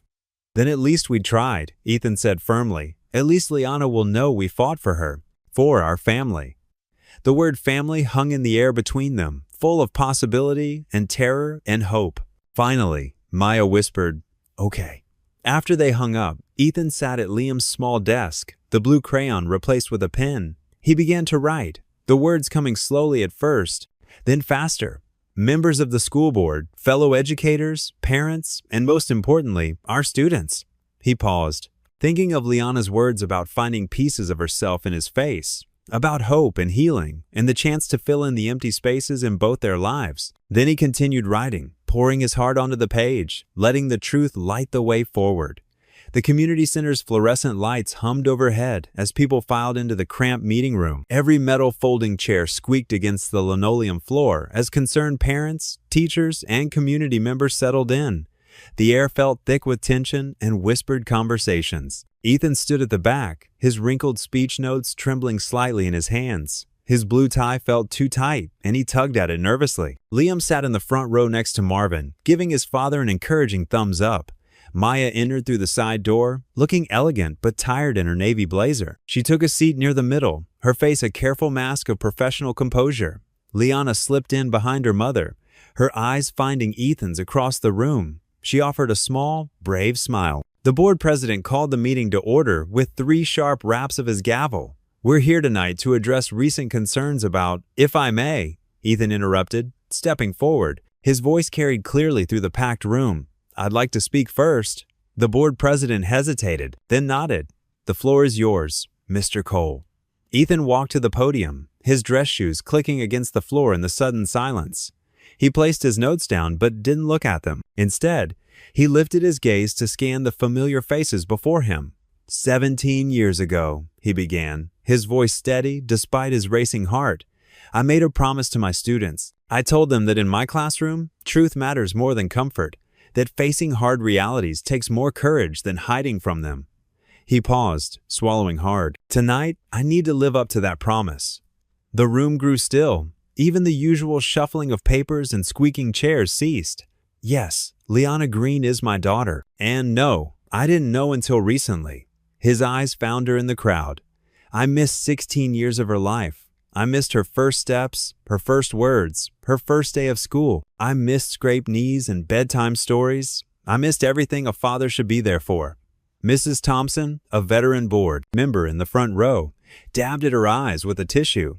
Some of you might judge me for continuing to teach her class after finding out. Some might judge my agreeing for her past choices. He straightened his shoulders. But here's what I've learned as a teacher and a father. Life rarely gives us clean, simple answers. Sometimes the right path isn't the easy one. He gripped the edges of the podium. I've spent years teaching your children about redemption through literature, through characters who face their mistakes and try to make things right. Now I'm living that lesson. I'm asking for the chance to repair what was broken, not just for me, but for a teenage girl who deserves to know her father. The silence in the room felt electric. Ethan could see people leaning forward in their chairs, hanging on his words. I'm not asking you to forget policy or ignore proper procedure. I'm asking you to remember that behind every policy, every procedure, there are real people, real hearts, real lives. His voice grew softer, but no less intense. There's a young girl who wrote a poem about watching through windows, waiting for someone who wasn't there. There's a mother who carried a heavy secret, trying to protect everyone. There's a teacher who just wants to be the father he should have been all along. Mrs. Thompson was openly crying now, and she wasn't alone. Several other attendees were wiping their eyes. Maya and I have already begun the legal process to formally establish paternity. We're working with the school board's ethics committee to ensure everything moving forward is above board. He took a deep breath. But tonight, I'm standing here not as a teacher under review, but as a father who finally found his daughter. And I'm asking this community, my community, to help us heal instead of forcing us apart. The room erupted in applause. Someone in the back called out, "We're with you, Mr. Cole!" Ethan stepped back from the podium, his legs slightly shaky. As he made his way through the crowd, people reached out to pat his shoulder or squeeze his arm.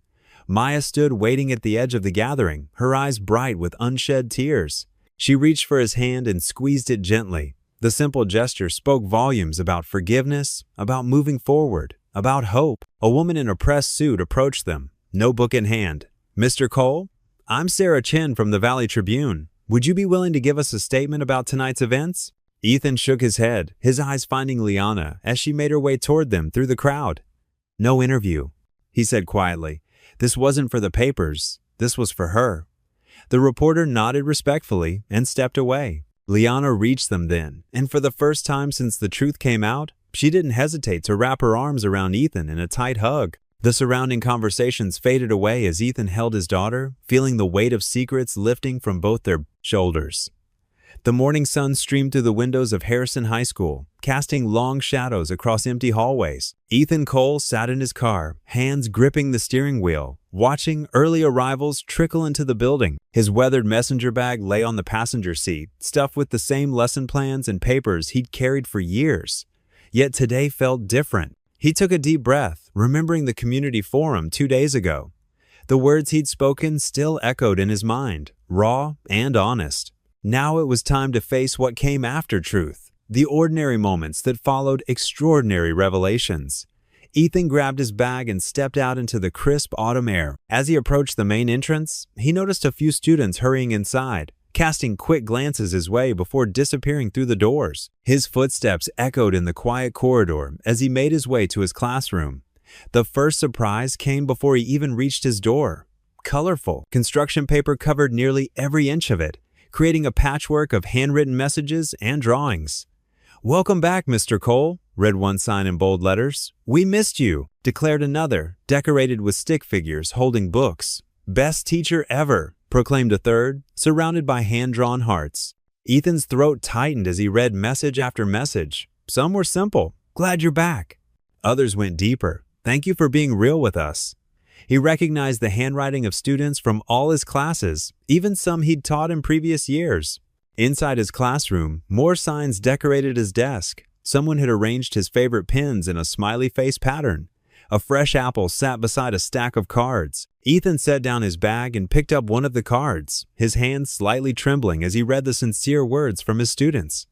The first bell rang, startling him from his reverie. He quickly wiped his eyes and began writing the day's agenda on the whiteboard, trying to maintain some semblance of normalcy. Students started filing in, their usual morning chatter mixing with curious glances and warm smiles directed his way. "Mr. Cole," called out Jeremy from the back row. "Did you see our signs?" "Hard to miss them," Ethan replied with a gentle smile. "Thank you all. They mean a lot." As more students arrived, each class began with similar moments of acknowledgement. Nothing overdramatic, just simple gestures of support. Some students gave him quick hugs or fist bumps as they entered. Others simply nodded, understanding passing between them without words needed. Between second and third period, Ethan caught a glimpse of Liana in the hallway. She was standing by her locker, clutching her books to her chest. Their eyes met briefly, and she offered a small smile, tentative but genuine. He could see the wheels turning behind her eyes, processing everything that had happened, everything that was still changing. He smiled back, trying to convey without words that she could take all the time she needed. She ducked her head and continued to her next class, but her shoulders seemed lighter than before. The day proceeded with an almost surreal normalcy. Ethan taught Shakespearean sonnets to his freshman class, discussed themes of identity in The Great Gatsby with his juniors, and helped seniors polish their college application essays. He called on raised hands, wrote comments in margins, and maintained the steady rhythm of academic life.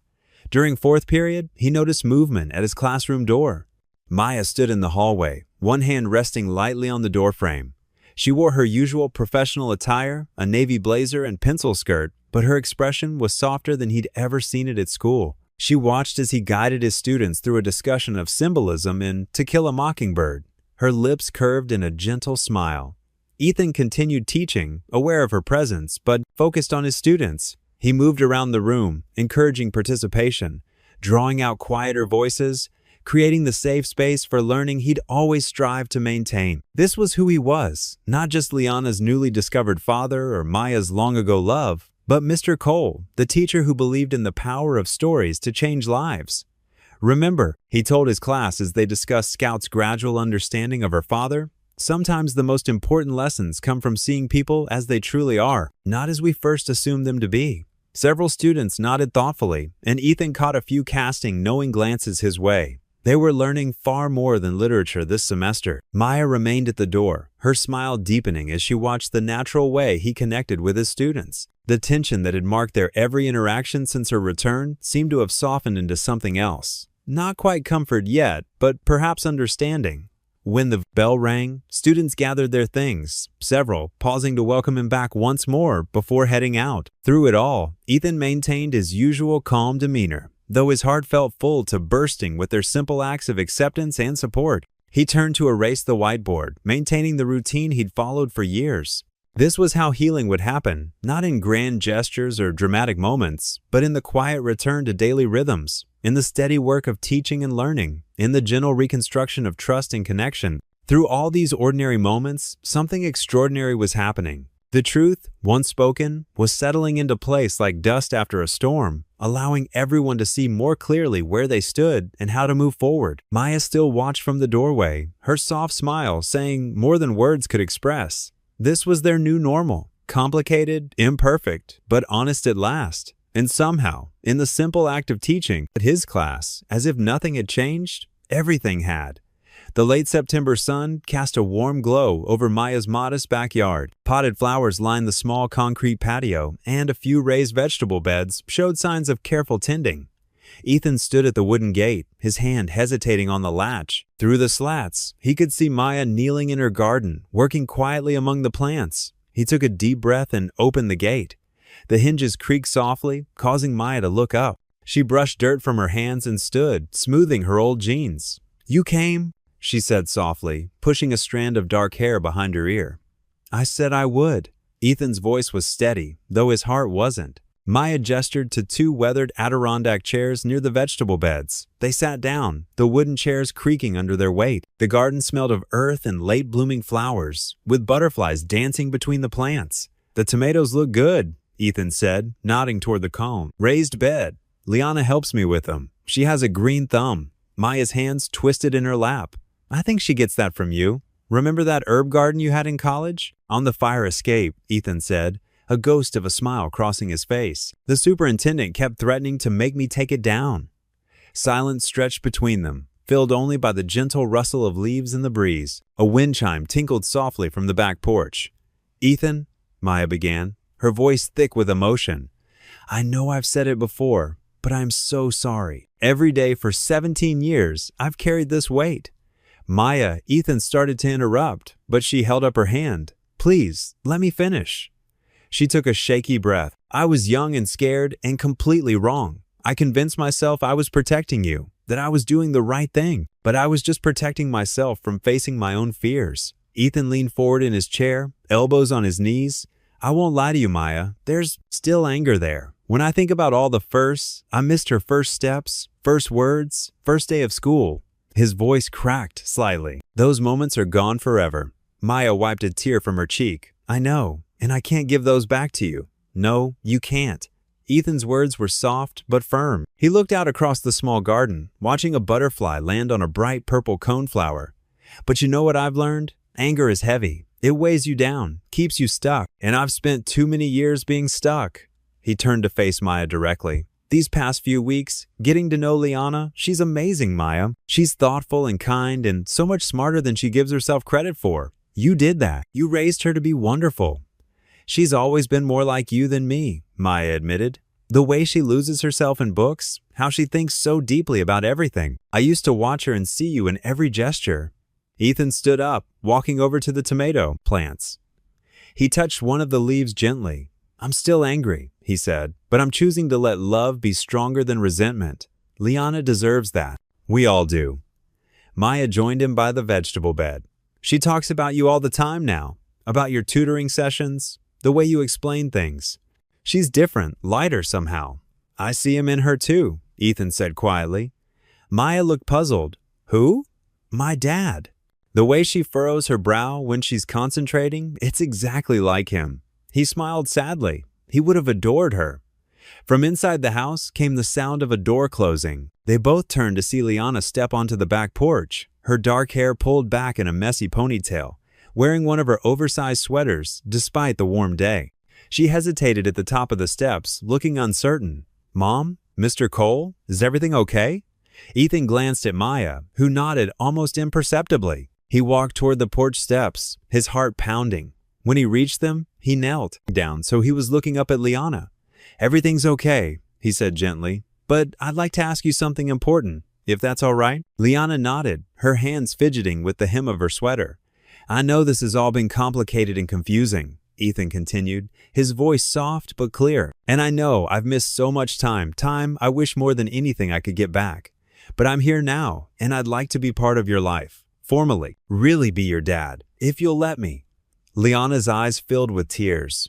For a moment that felt like eternity. She stood completely still. Then, in a voice barely above a whisper, she said, "Yes."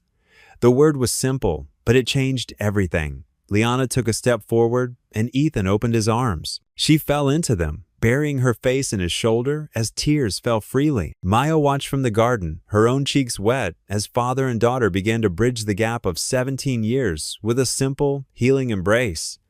The aroma of lasagna filled Ethan's small kitchen as he pulled the steaming dish from the oven. His hands trembled slightly as he set it on the wooden trivet, and he wiped them nervously on his apron. The doorbell chimed, making him jump. "I'll get it," Liam called out, his sock-covered feet sliding across the hardwood floor. He yanked open the front door, revealing Maya and Liana standing on the porch, both holding covered dishes. "Hi," Liam beamed. "Dad's in the kitchen. He's been cooking all afternoon." Maya smiled warmly. "That's very sweet of him." She handed Liam a container. "These are chocolate chip cookies. Would you mind taking them to the kitchen?" Liana stood quietly beside her mother, clutching a glass bowl of salad. Her eyes darted around the living room, taking in the mismatched furniture and the wall covered with Liam's artwork. "Come on in." Ethan called from the kitchen. "Everything's almost ready." The house felt different with 4 people in it. Fuller, livelier, Liam chatted nonstop as he helped set the table, telling Liana about his latest art project and his favorite comic books. She nodded along, slowly relaxing as his enthusiasm proved infectious. "Do you like to draw too?" Liam asked, pulling out a chair for her. "Sometimes," Liana replied softly. "I prefer writing though, like Dad. He writes poetry sometimes, but he thinks I don't know about it." Ethan cleared his throat, his cheeks reddening as he carried the lasagna to the table. "Thank you for that revelation, buddy." Maya laughed, a genuine, warm sound that made Ethan's heart skip. It had been so long since he'd heard that laugh. "You still write poetry? I remember finding your notebooks in college." "Just occasionally," he mumbled, but he was smiling too. They settled around the table, passing dishes back and forth. The first few minutes were quiet, except for the clink of forks against plates and murmured requests to pass the garlic bread. But then Liam, bless his heart, broke the ice. "Hey, Leanna, want to see my card trick after dinner? Dad got me this really cool magic set for my birthday." Leanna's eyes lit up. "Really? I used to do magic tricks too, when I was younger." "No way, can you teach me some?" The conversation flowed easier after that. Maya complimented the lasagna, and Ethan admitted he'd used his late wife's recipe. There was a moment of silence, but it wasn't uncomfortable, just respectful. "She was an amazing cook," Ethan said softly. "She would have loved having a full table again." Maya reached across the table and squeezed his hand briefly. "Thank you for having us, Ethan." As dinner wound down, Liam practically dragged Liana to the living room, where he'd already set up his cards on the coffee table. Their laughter drifted back to the kitchen as Ethan and Maya cleared the dishes. "He's such a wonderful boy," Maya said, rinsing a plate. "You've done an incredible job with him." Ethan loaded the dishwasher, thinking carefully before responding. "He makes it easy. He's got such a big heart."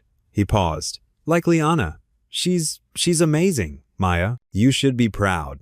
"I am." Maya's voice cracked slightly. "But I wish." "I know." Ethan handed her a dish towel to dry her hands. "But we're here now." From the living room came a burst of delighted laughter. Liana was showing Liam how to make a card disappear, her earlier shyness forgotten. They watched their children together, standing close enough that their shoulders almost touched. "Remember when we used to play cards in the student union?" Maya asked quietly. "You always won at poker," Ethan chuckled. "Those poor freshmen never knew what hit them." "Well, you were terrible at bluffing. Still are, actually." Their eyes met, and for a moment, they were 20 again, full of dreams and possibilities. But they weren't those people anymore. They were parents, with battle scars and wisdom earned the hard way. "Mom," Leanna called out, "come see what Liam taught me." They joined their children in the living room, settling on the worn couch while Liam and Liana performed increasingly elaborate card tricks. Some worked, some failed spectacularly, but the laughter never stopped. As the evening drew to a close, Maya helped Liana gather their things. The kids had exchanged phone numbers, already planning more magic shows and trading book recommendations. At the front door, Maya lingered, her hand on the doorframe. The porch light cast a soft glow on her face, highlighting the mix of emotions there: gratitude, nostalgia, hope, and maybe a touch of regret. Ethan stood in the doorway, hands in his pockets. "You're welcome anytime," he said simply. Maya nodded, understanding all the words that remained unspoken. The auditorium buzzed with excitement as parents and students filed into their seats. Ethan fidgeted with his tie, scanning the crowd. Maya appeared beside him, elegant in a navy dress, holding a bouquet of yellow roses. "Those are beautiful," he said softly. "They were her grandmother's favorite." Maya replied, settling into the seat next to him. "I can't believe she wouldn't let us see any rehearsals." Ethan smiled, remembering how secretive Liana had been about her piece. For weeks, she'd practiced behind closed doors, shushing anyone who came near. Even in his English class, she'd kept the paper turned away from him while working on it. The lights dimmed, and a hush fell over the audience. The drama teacher, Mrs. Patterson, stepped onto the stage in a flowing black dress. "Welcome to our annual spring showcase," she announced, her voice warm and proud. "Tonight, our students will share original pieces they've written and performed themselves." Ethan's heart raced as the performances began. A boy performed a comedic piece about his first job at the grocery store. Two girls acted out a scene about friendship, but his thoughts kept drifting to Liana backstage. During intermission, Maya touched his arm. "You okay?" "Just nervous for her," he admitted. "She's so shy usually." "She gets that from you," Maya said with a small laugh. "Remember how you used to hide in the library before giving presentations in college?" The memory made him chuckle. "I wasn't hiding. I was preparing." The lights flickered, signaling the end of intermission. As everyone settled back in their seats, Ethan noticed Liam a few rows ahead with his best friend's family, who'd agreed to watch him during the show. Mrs. Patterson returned to the stage. Our next performer is Liana Green, with an original monologue titled Invisible Girl. Ethan sat up straighter as Liana walked onto the stage. She wore a simple black dress, her dark hair pulled back with a silver clip that caught the stage lights. She looked so young and vulnerable under the spotlight, but her chin was held high. She took a deep breath, and her clear voice filled the space. There was a girl who lived in reflections, always seeing herself through other people's eyes. She moved, like a shadow through hallways and streets, carrying questions too heavy for her backpack. Who am I? Where do I belong? Why does half of my heart feel missing? Maya's hand found Ethan's and squeezed tight. He could barely breathe as Liana continued, her voice growing stronger with each line. Then one day, a man with kind eyes saw past her silence, past her walls. He didn't just teach her about books and words. He taught her that she was worth seeing, worth knowing, worth waiting for. He showed her that sometimes the best stories are the ones we're too afraid to tell. Tears pricked at Ethan's eyes. On stage, Liana's voice trembled slightly, but her gaze remained steady. This is for the man who saw me, when I didn't even see myself, who gave me back the missing pieces of a story I thought was lost forever, who showed me that family isn't just blood, it's also choice, and time, and love. And sometimes, it's finding what was there all along. Maya was openly crying now, her fingers still intertwined with Ethan's. He could feel his own tears rolling down his cheeks, but he couldn't take his eyes off his daughter, their daughter, as she delivered her final lines. I am no longer the invisible girl. I am seen. I am known. I am loved. And that makes all the difference. The audience erupted in applause. Ethan and Maya stood, clapping until their hands hurt. Liana's face broke into a radiant smile, and she gave a small bow before hurrying off stage. After the final performance, they waited in the lobby among the crowd of proud parents and excited students. Liam had joined them, bouncing on his toes as he looked for his sister. There she is, he called out, pointing. Liana emerged from the backstage door, still in her black dress, her cheeks flushed with excitement. She spotted them and rushed over, throwing her arms around both Maya and Ethan at once. You were amazing, sweetheart, Maya said, pressing the roses into her hands. Liana buried her face in the flowers, then looked up at Ethan with shining eyes. Did you like it, Dad? The word hung in the air for a moment, simple and profound. Ethan's heart swelled as he pulled her close again, his voice thick with emotion. I loved it. I'm so proud of you. The morning sun filtered through the stained glass windows of First Community Church, casting rainbow patterns across the wooden pews. Ethan Cole straightened his blue tie and glanced at Liam, who sat beside him in a crisp button-down shirt that still had the creases from its packaging. On Liam's other side, Liana smoothed her floral dress nervously, while Maya sat at the end, her hands clasped tightly in her lap. They'd arrived early, and Ethan could feel the curious glances from the regular church members as they filed in. Mrs. Henderson, who'd taught Sunday school for 30 years, paused at their pew with a warm smile. Ethan, it's wonderful to see you here with your family, she said, her eyes twinkling as she looked at all 4 of them. The word family made Liana sit up straighter, a small smile playing at her lips. The organ music swelled, and Pastor Delaney stepped up to the pulpit. His kind face surveyed the congregation, and he nodded slightly when his eyes met Ethan's. The pastor had known about their situation. Ethan had sought his counsel during those difficult first weeks after discovering Liana was his daughter. Today, Pastor Delaney began, his voice gentle but carrying to every corner of the sanctuary. We're going to talk about second chances. Ethan felt Maya stiffen slightly beside Liana. He watched as their daughter reached over and took her mother's hand. In John 8-7, the pastor continued, Jesus says, "Let any one of you who is without sin be the first to throw a stone." It's a powerful reminder that none of us is perfect, and all of us deserve the opportunity for redemption. The sermon wove together stories of biblical figures who had received second chances. Peter's denial and redemption. Paul's transformation from persecutor to apostle. But Pastor Delaney also shared modern examples, speaking of broken relationships restored and families reunited. God's timing isn't always our timing, he said, his words seeming to echo in the hushed sanctuary. Sometimes what we see as an ending is actually a beginning. Sometimes what we think is too late is actually right on time. Liam, who had been fidgeting with his Bible, suddenly went still. He looked up at his father, then passed him to Maya and Liana. Even at 10, he seemed to understand the weight of the message. As the sermon continued, Other church members kept stealing glances at their pew. But unlike the suspicious looks at school weeks ago, these faces held warmth and acceptance. Mrs. Mitchell, the choir director, dabbed at her eyes with a tissue. Mr. Rodriguez, who ran the food bank, nodded encouragingly whenever he caught Ethan's eye. When the service ended, the usual shuffle of people heading for the exit slowed as members of the congregation approached their pew. Miss Sarah, who worked at the library where Ethan had tutored Liana, was the first to reach them. "Maya, Liana, we're so happy to have you here," she said, her face glowing with sincerity. "Liana, I hope you'll consider joining our youth group. We meet on Wednesday nights, and we could use another creative writer for our newsletter." Liana's eyes lit up. "Really? I'd like that."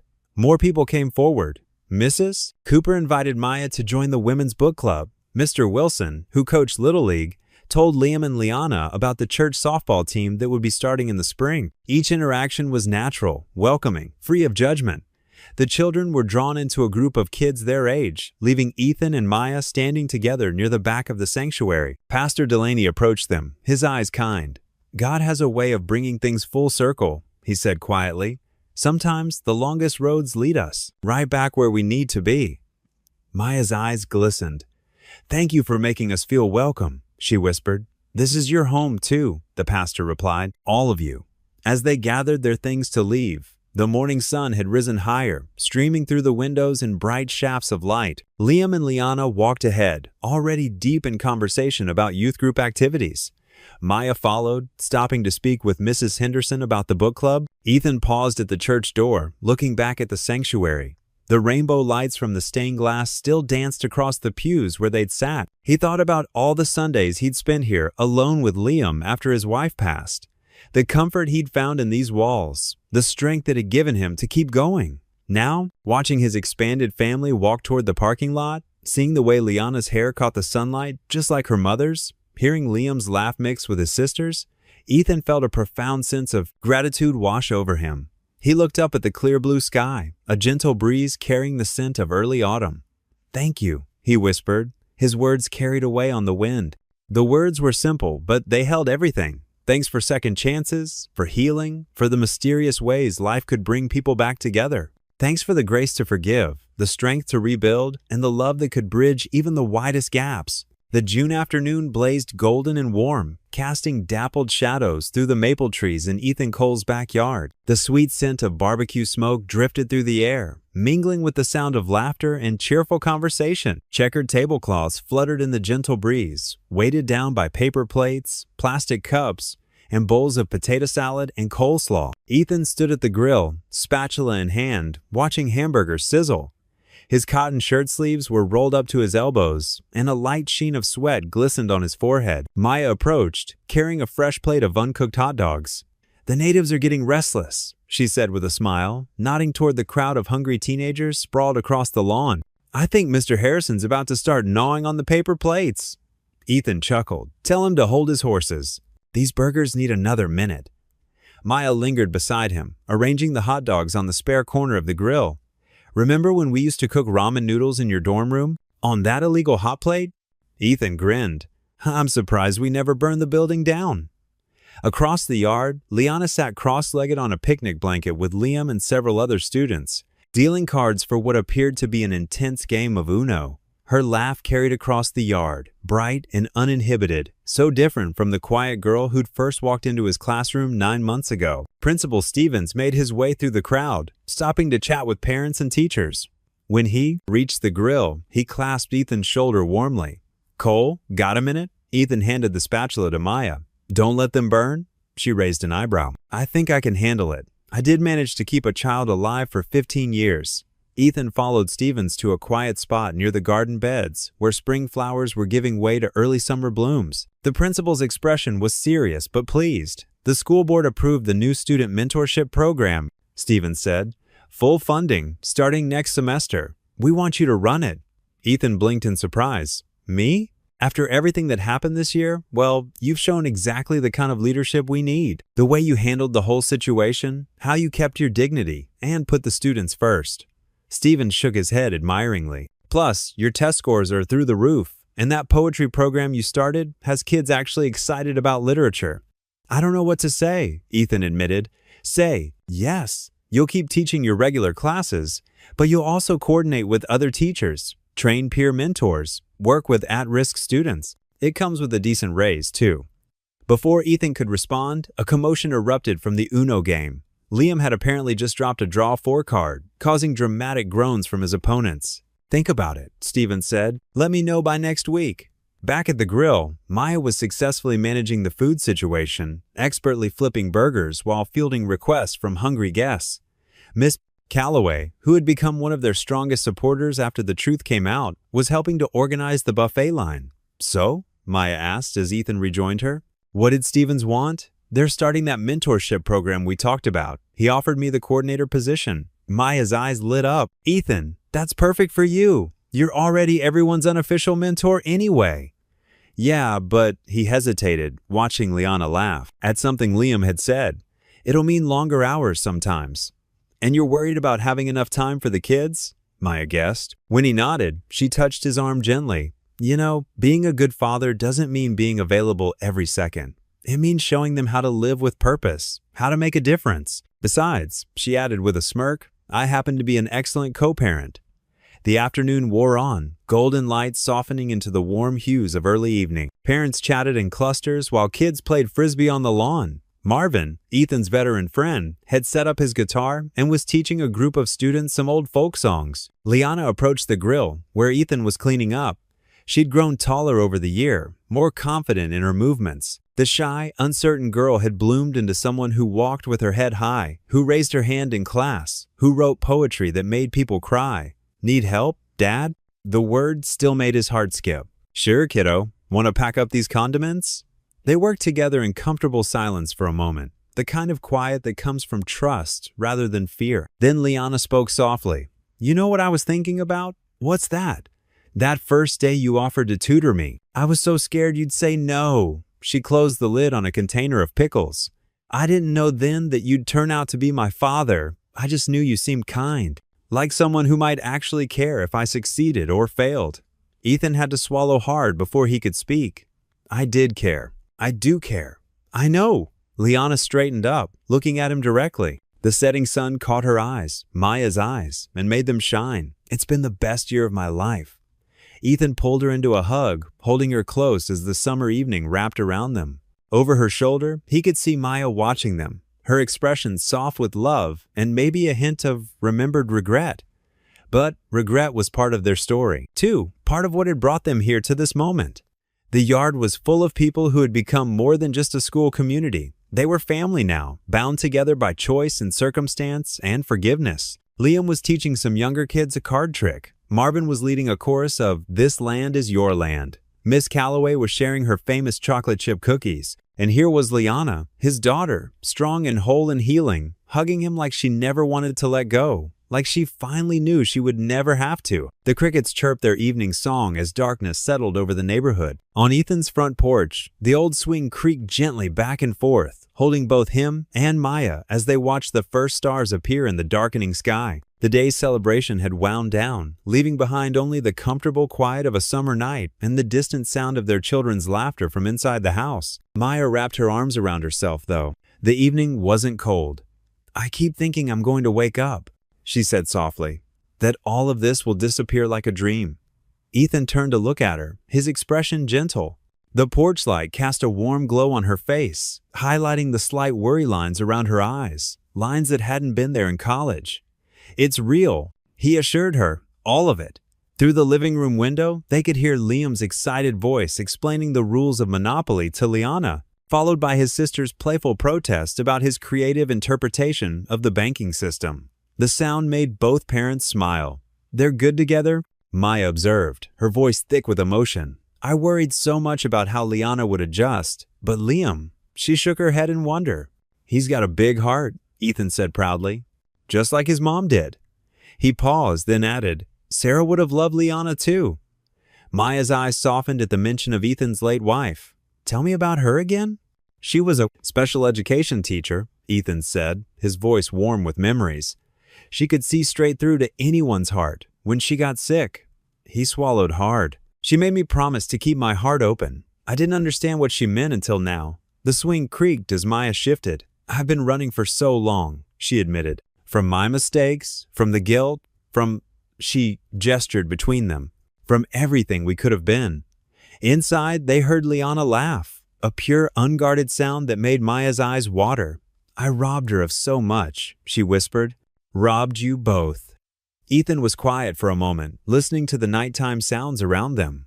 A car passed on the street, its headlights briefly illuminating the garden where earlier that day, friends and family had gathered to celebrate new beginnings. We can't change the past, he said finally, but we're here now. No more secrets between us, no more running. Maya nodded, wiping at her eyes. The school board meeting next week. They're going to officially reinstate you as head of the new mentorship program. I know, Ethan smiled. Principal Roberts called this morning, said something about how the community needs more examples of grace and second chances. You deserve it, Maya said firmly. The way you handled everything, the speech at the forum, you showed everyone what real strength looks like. From inside came the sound of Liam's theatrical groan, followed by Liana's triumphant declaration that she'd just bought Boardwalk. Their happiness filtered through the window screen like music. I've been thinking, Maya said carefully, about staying. Permanently. The school board has offered to extend my contract for another 3 years. Liana's grades have never been better, and she's talking about joining the drama club next year. Ethan's hand found the edge of the swing between them, his fingers just inches from Maya's. The house next door is for sale, he mentioned casually. 3 bedrooms, nice yard, walking distance to both schools. Maya's breath caught. You've been looking? Just noticed the sign. He said, though his slight smile suggested otherwise. Thought you might want to know, for Liana's sake, of course. Of course, Maya echoed, her own smile growing. For Liana. The screen door squeaked, and Liam's head poked out. Dad, Liana's totally cheating at Monopoly. Am not, came the indignant reply from inside. Just because you don't understand sophisticated business strategies. She's hiding property cards under the board. Ethan chuckled. We'll be right there to mediate, he called back. Liam disappeared with a huff, the door banging shut behind him. Maya shook her head, laughing softly. Sophisticated business strategies? She definitely gets that from your side of the family. Oh, I seem to remember someone running quite the lucrative underground homework review service in college. Ethan teased. That was totally legitimate. Tutoring. Uh-huh, and the fact that you only accepted payment in chocolate chip cookies was just coincidence? Their shared laughter felt natural, healing, like finding an old favorite song and remembering all the words. The swing rocked gently as their mirth subsided into comfortable silence. We should probably go referee that game before it turns into a hostile takeover, Maya said, but she made no move to get up. Probably, Ethan agreed. Equally still, the night air was sweet with the scent of Maya's garden flowers, planted that afternoon in pots along the porch rails. Her contribution to what she'd called making the place feel more like home. The gesture hadn't been lost on Ethan. No more secrets. Maya repeated his earlier words like a promise. No more running. No more empty houses. Ethan added softly. No more waiting by windows. A particularly loud protest from inside made them both smile. Their children's voices blended together in the warm evening air, a harmony neither of them had dared to dream of months ago. Ethan looked at Maya, really looked at her, saw the girl he'd loved in college, the woman who'd carried their secret for so long, and the person she was becoming now, brave enough to stay and face both the past and the future. His hand moved those last few inches across the swing until his fingers found hers. We've both been lost a long time, he said quietly, but I think we're home now. What would you do if you were in their place? Comment your answer below, and let's see how you'd rewrite the ending. If you enjoyed the story of Ethan Cole, I handpicked the next story that you will enjoy. Please don't miss this one. Click here to watch it.